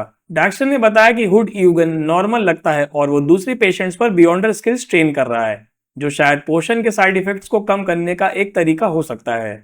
क्लेन ने यह सुनकर सोचा कि शायद साइकोलॉजी एल्केमिस्ट को भी एक्टिंग मेथड के बारे में पता नहीं है। क्लेन ने सोचा कि चर्च ऑफ एवरनाइट एक बहुत पुराना ऑर्गेनाइजेशन होते हुए भी एक्टिंग मेथड को क्यों नहीं जानती। उसने अंदाजा लगाया कि चर्च के हायर अप्स ने शायद इस मेथड को जानबूझकर छुपा रखा है। उसने ये भी सोचा कि वो आगे जाकर नाइटहॉक्स के पुराने रिकॉर्ड्स को चेक करेगा ताकि उसकी थ्योरी कंफर्म हो सके। डेक्स्टर ने बताया कि वो अजीब आवाजें सुनता है और उसके बिहेवियर में भी बदलाव आ रहा है। उसने डर जताया कि कहीं वो कंट्रोल ना खो दे। क्लेन ने उसे नाइटहॉक्स के एक एसोसिएट के रूप में कंट्रोल ना खोने के कुछ मेथड्स देने का वादा किया। उसने डेक्स्टर से कहा कि उसने सिर्फ 1 महीने में इन प्रॉब्लम से छुटकारा पा लिया था। जब डेक्स्टर ने क्लेन से उसकी मांग डिमांड के बारे में पूछा तो क्लेन ने साफ साफ कहा कि उसे टेलीपैथिस फॉर्मूला चाहिए। डेक्स्टर ने सोचा कि अगर क्लेन का मेथड काम करता है तो वो फॉर्मूला लाने की कोशिश करेगा। क्लेन ने डेक्स्टर को एक्टिंग मेथड के बारे में समझाया कि स्पेक्टेटर को सिर्फ एक स्पेक्टेटर की तरह एक्ट करना चाहिए, ना कि एक एक्टर की तरह। डेक्स्टर को ये एक नया और इंटरेस्टिंग थ्योरी लगा और उसने फॉर्मूला लाने का वादा किया अगर ये मेथड उसकी मदद करता है। क्लेन ने डेक्स्टर के साथ बात करके एक और बात रियलाइज की। चर्च ऑफ एवरनाइट ने जब एंटीगोनस फैमिली को खत्म किया था तब उन्हें सीर पाथवे के सारे पोर्शंस और फॉर्मूलाज मिलने चाहिए थे, लेकिन उनके पास सिर्फ सीक्वेंस 9 सीर का ही फॉर्मूला है। क्लेन ने सोचा कि ये बात बहुत अजीब है और चर्च को इस युद्ध में और भी बहुत कुछ मिलना चाहिए था। चैप्टर 143। क्लेन ने नाइटहॉक्स के सीनियर ऑफिसर पर शक करना शुरू कर दिया। उसने सोचा कि अगर वो क्लाउन बनने के लिए स्पेशल एप्लीकेशन डालता है तो क्या वो अपनी जान खतरे में डाल रहा है। उसने ये भी सोचा कि चर्च के हायर अप्स ने सीर पाथवे के बारे में जरूरी जानकारी क्यों छुपा रखी है। उन्हें डिसाइड किया कि वो फिलहाल एप्लीकेशन डाल देगा, लेकिन आगे से हर कदम सोच समझकर उठाएगा। उसने शूटिंग क्लब में अपनी डेली प्रैक्टिस की और घर लौट आया। घर आते ही क्लेन को मेलिसा की दोस्त एलिजाबेथ मिली। एलिजाबेथ ने बताया कि उसे अब नाइटमेयर्स नहीं आते, जो क्लेन की डिविनेशन की वजह से हुआ। क्लेन ने उसे बिना कुछ बताए उसकी खुशी में शामिल हुआ। घर में आराम करने के बाद क्लेन ने अपनी पिछली हफ्ते की नोट्स रिवाइज की और टैरोट गैदरिंग के लिए तैयार हो गया। उसने एक डिविनेशन भी किया, I should obtain the clown potion through the Nighthawks, और उसको पॉजिटिव आंसर मिला। क्लेन ने टैरोट गैदरिंग से 15 मिनट पहले डेरिक को बुलाया। डेरिक उस समय भूखा और कमजोर था, लेकिन द फूल की समनिंग का इंतजार कर रहा था। जब डेरिक वहां पहुंचा तो क्लेन ने उसे जॉर्टन और लोवेन लैंग्वेजेस में बात की और उसने पाया कि मिस्टीरियस स्पेस उनकी बातों को रियल टाइम ट्रांसलेट कर सकती है। क्लेन ने डेरिक को एक इन्वोकेशन मंत्र सिखाया जिसे उसे करके वो द फूल से जल्द कांटेक्ट कर सके। डेरिक ने मंत्र को दिल में दोहराया। इसके बाद क्लेन ने जस्टिस और द हैंगमैन को भी गैदरिंग में समन किया। जब जस्टिस और द हैंगमैन वहां पहुंचे तो क्लेन ने उन्हें अपने नए मेंबर द सन से इंट्रोड्यूस करवाया। ऑड्रे देखकर बहुत खुश हुई और उसने एल्गर को बताया कि वो अभी भी एम्परर रोजेल की डायरी के 2 पेजेस लाई है। एल्गर थोड़ा अपसेट था कि मिस्टर फूल ने बिना उन्हें बताए एक नए मेंबर को शामिल कर लिया, लेकिन उसने मिस्टर फूल की शक्ति को सोचते हुए कुछ नहीं कहा। ऑड्रे ने द सन को एक लोन वुल्फ की तरह डिस्क्राइब किया। चैप्टर 144। ऑड्रे हॉल ने कहा कि वो एम्परर रोजेल की डायरी के 3 पेजेस लाई है, पर वो सिर्फ 2 ही याद कर पाई। उसने मिस्टर फूल से टेलीपैथिस पोर्शन फॉर्मूला मांगा और उसके बदले में डायरी पेजेस और पैसे देने का ऑफर किया, लेकिन जल्द ही उसे एहसास हुआ कि मिस्टर फूल, जो एक भगवान जैसे शख्सियत है, उन्हें पैसों से नहीं खरीदा जा सकता। उसने जल्दी से अपनी बात सुधारी और कहा मिस्टर फूल खुद कंपनसेशन डिसाइड कर सकते हैं। उस वक्त डेरिक बर्ग, जिसका कोड नेम द सन है, उसने इस कॉन्वर्सेशन में शामिल होते हुए कहा कि उसके पास टेलीपैथिस फॉर्मूला है और वो उसे ला सकता है। इससे ऑड्रे और एल्गर हैरान हुए। ऑड्रे को समझ आ गया कि डेरिक एक अलग जगह से है, क्योंकि उसने साइक एनालिस्ट जैसे पुराने शब्द का इस्तेमाल किया। डेरिक ने बताया कि वो सिटी ऑफ सिल्वर से है, जो कभी जायंट किंग के रूल्स में थी, और उनके पास ड्रैगन रेस से जुड़ी स्पेक्टेटर पोर्शन पाथवे की पूरी जानकारी है, क्योंकि जायंट्स और ड्रैगन्स दुश्मन थे। क्लेन ने डेरिक की बात सुनी और उसे बोला कि वो इतनी सारी जानकारी ना दे। इस दौरान ऑड्रे और एल्गर ने द फूल की तरफ देखा, जिन्होंने इस जानकारी को सुनकर कोई रिएक्शन नहीं दिया। उन्हें समझ आ गया कि मिस्टर फूल को ये सब पहले से ही पता था, जिससे उनकी रहस्यमयी और शक्तिशाली इमेज और पक्की हो गई। जब डेरिक ने ऑड्रे और एल्गर से उनके शहर के बारे में पूछा तो वो दोनों चुप रहे, क्योंकि उन्हें एक अनजान आदमी को अपनी आइडेंटिटी नहीं बतानी थी। डेरिक ने इस बात को समझकर दोबारा नहीं पूछा और द फूल से सन पाथवे के बार्ड पोर्शन फॉर्मूला के बदले में टेलीपैथिस फॉर्मूला देने का ऑफर किया। क्लेन ने तीनों के लिए एक डील बनाई। क्लेन डेरिक को बार्ड फॉर्मूला देगा, डेरिक ऑड्रे को टेलीपैथिस फॉर्मूला देगा और ऑड्रे क्लेन को रोजेल की डायरी के नए पेजेस देगी। उसने ये भी बताया कि डेरिक को उसकी कंपनसेशन सीधे नहीं मिल सकती, इसलिए वो ऑड्रे से पैसे लेकर उसके एक ब्लेस्ड को देगा जिसे उसकी जरूरत है। ये डील सभी को मंजूर थी। क्लेन ने डेरिक को बार्ड पोर्शन फॉर्मूला दिखाया। डेरिक ने सोचा कि द फूल के पास ये पुराना फॉर्मूला भी है। ऑड्रे ने रोजेल की डायरी के पेजेस क्लेन को दिए, जिस पर एम्परर रोजेल ने अपनी पर्सनल लाइफ और बियॉन्डर के राज के बारे में लिखा था। सबसे इंपॉर्टेंट जानकारी ये थी कि सीक्वेंस 5 के बाद बियॉन्डर सीक्वेंस 4 के लिए सेम लेवल किसी और पाथवे के पोर्शन का भी यूज कर सकते हैं, जैसे स्लीपलेस और कॉर्प्स कलेक्टर पाथवेज या सेवेंट और mystery prior pathways. Chapter 145। Roselle की डायरी से क्लेन को कुछ शॉकिंग सीक्रेट्स पता चले। कुछ बियॉन्डर पाथवेज सीक्वेंस 5 के बाद यानी सीक्वेंस 4 से इंटरचेंज हो सकते हैं, जैसे कि स्लीपलेस और कॉर्प्स कलेक्टर पाथवेज एक दूसरे के साथ बदले जा सकते हैं, और इसी तरह सेवेंट और मिस्ट्री प्रायर पाथवेज भी। उसने ये भी देखा कि church of eternal blazing sun, church of storms और church of God of knowledge and wisdom के बीच दुश्मनी है, और चर्च ऑफ एवरनाइट की church of God of combat से लड़ाई है। डायरी के एक और पेज में रोजेल ने लिखा कि उसने एक ब्लास्फेमी स्लेट को एक पुराने ऑर्गेनाइजेशन के पास देखा था और वो उसके जैसी कार्ड्स बनाना चाहता था। टैरोट गैदरिंग में ऑड्रे ने क्लेन को बताया कि सरकारी ऑफिसेज के लिए नए एग्जामिनेशन सिस्टम को किंग और प्राइम मिनिस्टर की मंजूरी मिल चुकी है। उसने एल्गर को यह भी बताया कि किंग फिजाक एम्पायर से अभी बदला नहीं लेंगे। इसके बदले में ऑड्रे ने एल्गर से साइकोलॉजी एल्केमिस्ट से जुड़े क्लूज मांगे। डेरिक पूरी कॉन्वर्सेशन में कंफ्यूज हो गया क्योंकि उसे बाहर की दुनिया के बारे में कुछ नहीं पता था। उसे एहसास हुआ कि जस्टिस और द हैंगमैन किसी अलग दुनिया से है और द फूल शायद सच्ची में एक देवता है। ऑड्रे ने एक नए पावरफुल आदमी मिस्टर ए के बारे में पूछा।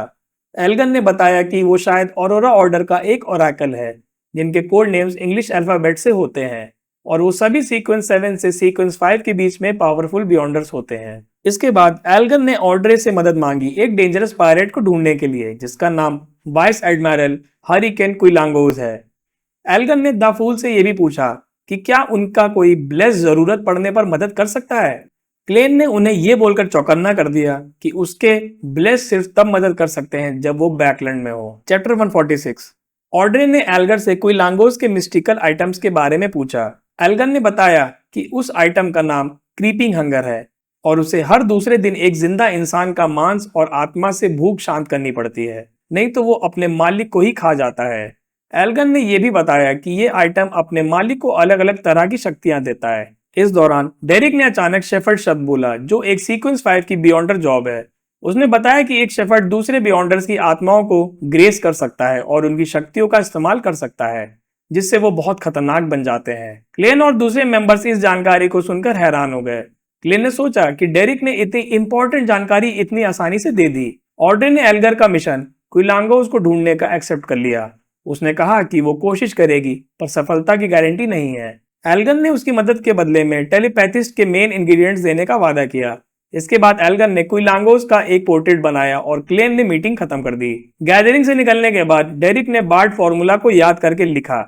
उसने द फूल की सिखाई हुई प्रेयर की। क्लेन ने उसकी प्रेयर को सुना और डिसाइड किया कि वो उसे अगली गैदरिंग से 10 मिनट पहले जवाब देगा ताकि डेरिक का समय और तारीख का कंफ्यूजन दूर हो सके। क्लेन ने टैरोट गैदरिंग से निकलने के बाद अपने नॉर्मल काम पर ध्यान दिया। उसने याद किया कि उसे डिटेक्टिव हेनरी से मिलकर रेड चिमनी केस की फाइल रिपोर्ट लेनी थी। उसने सोचा कि एक बड़े आदमी की जिंदगी कितनी बिजी होती है।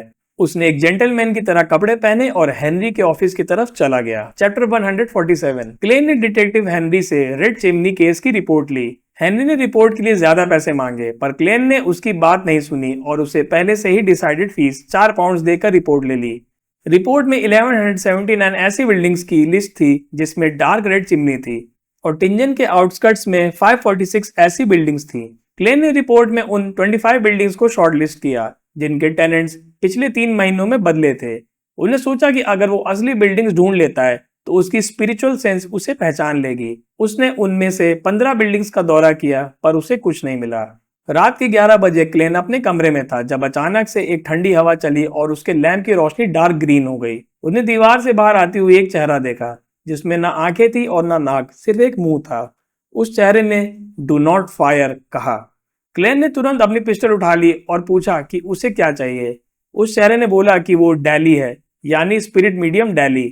डैली के अजीब तरीके से मिलने पर क्लेन ने शक किया पर डैली ने बताया कि वो चोरी चुपके टिंजन आई है क्योंकि डन ने उसे एक लेटर भेजा था। क्लेन हैरान था कि डन ने उसके बारे में लेटर क्यों भेजा। डैली ने बताया कि डन ने लेटर में लिखा था कि क्लेन ने एक मिस्ट्री प्रायर की तरह एक्टिंग मेथड को अडॉप्ट करके सीर पोर्शन को डाइजेस्ट कर लिया है और उसे अब अजीब आवाजें या विजन्स नहीं आते।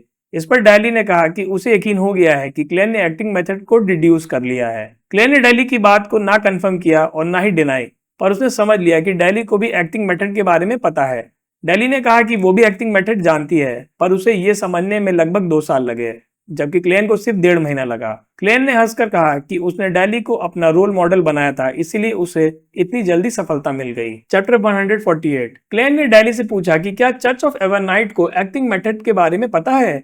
डैली ने कंफर्म किया कि चर्च को इस बारे में पूरी जानकारी है और जो बियॉन्डर्स इस मेथड का इस्तेमाल करते हैं उनका फ्यूचर काफी अच्छा होता है। जब क्लेन ने पूछा कि फिर सभी नाइट हाउस को ये क्यों नहीं बताया जाता तो डैली ने कहा कि वो खुद भी इसका रीजन नहीं जानती।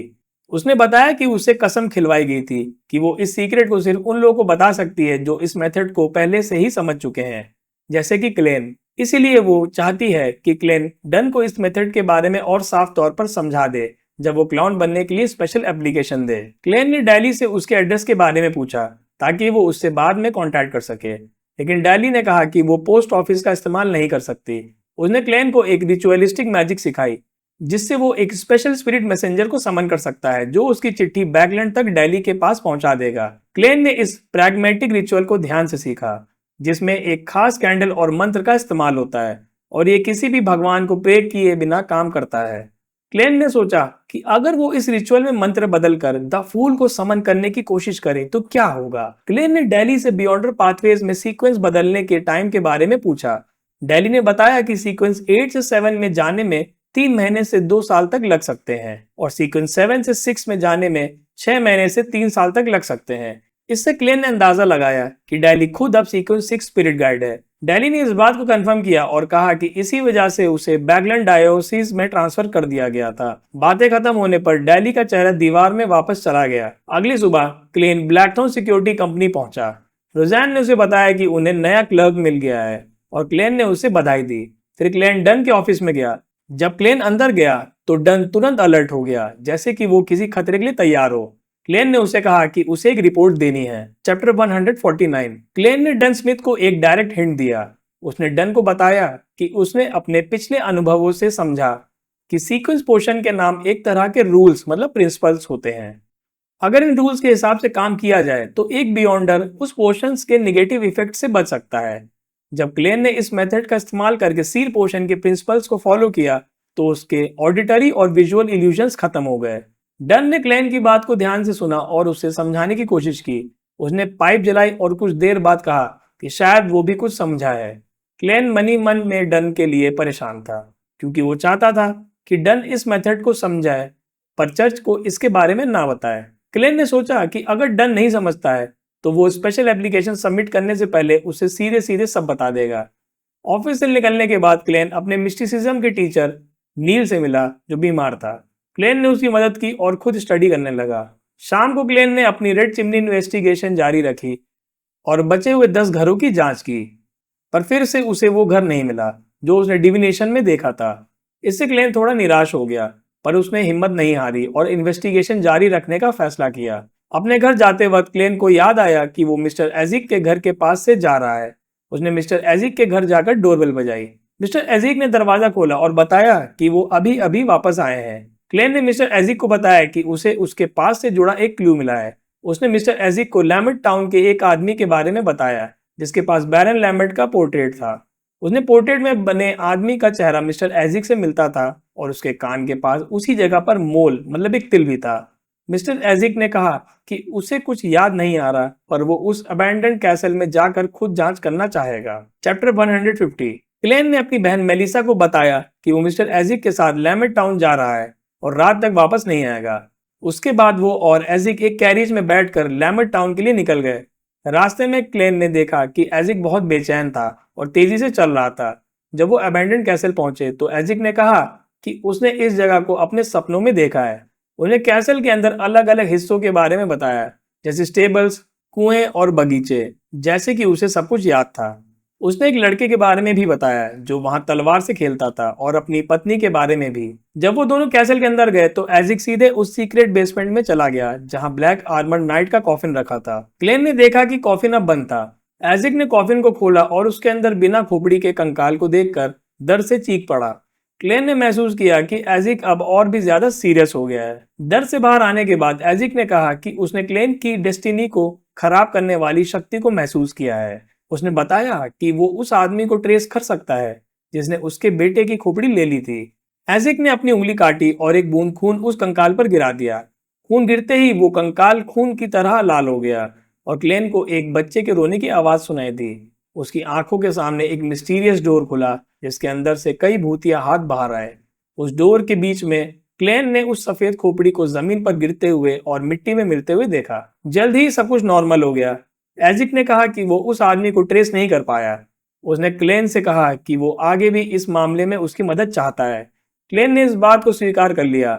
बाहर निकलते वक्त एजिक ने बताया कि जब तक ये राज हल नहीं हो जाता वो अपनी नौकरी छोड़कर अपना लॉस्ट पास्ट ढूंढने के लिए टिंजन छोड़ देगा। क्लेन ने उससे पूछा कि क्या उसे उसके पास्ट के बारे में कुछ पता चला।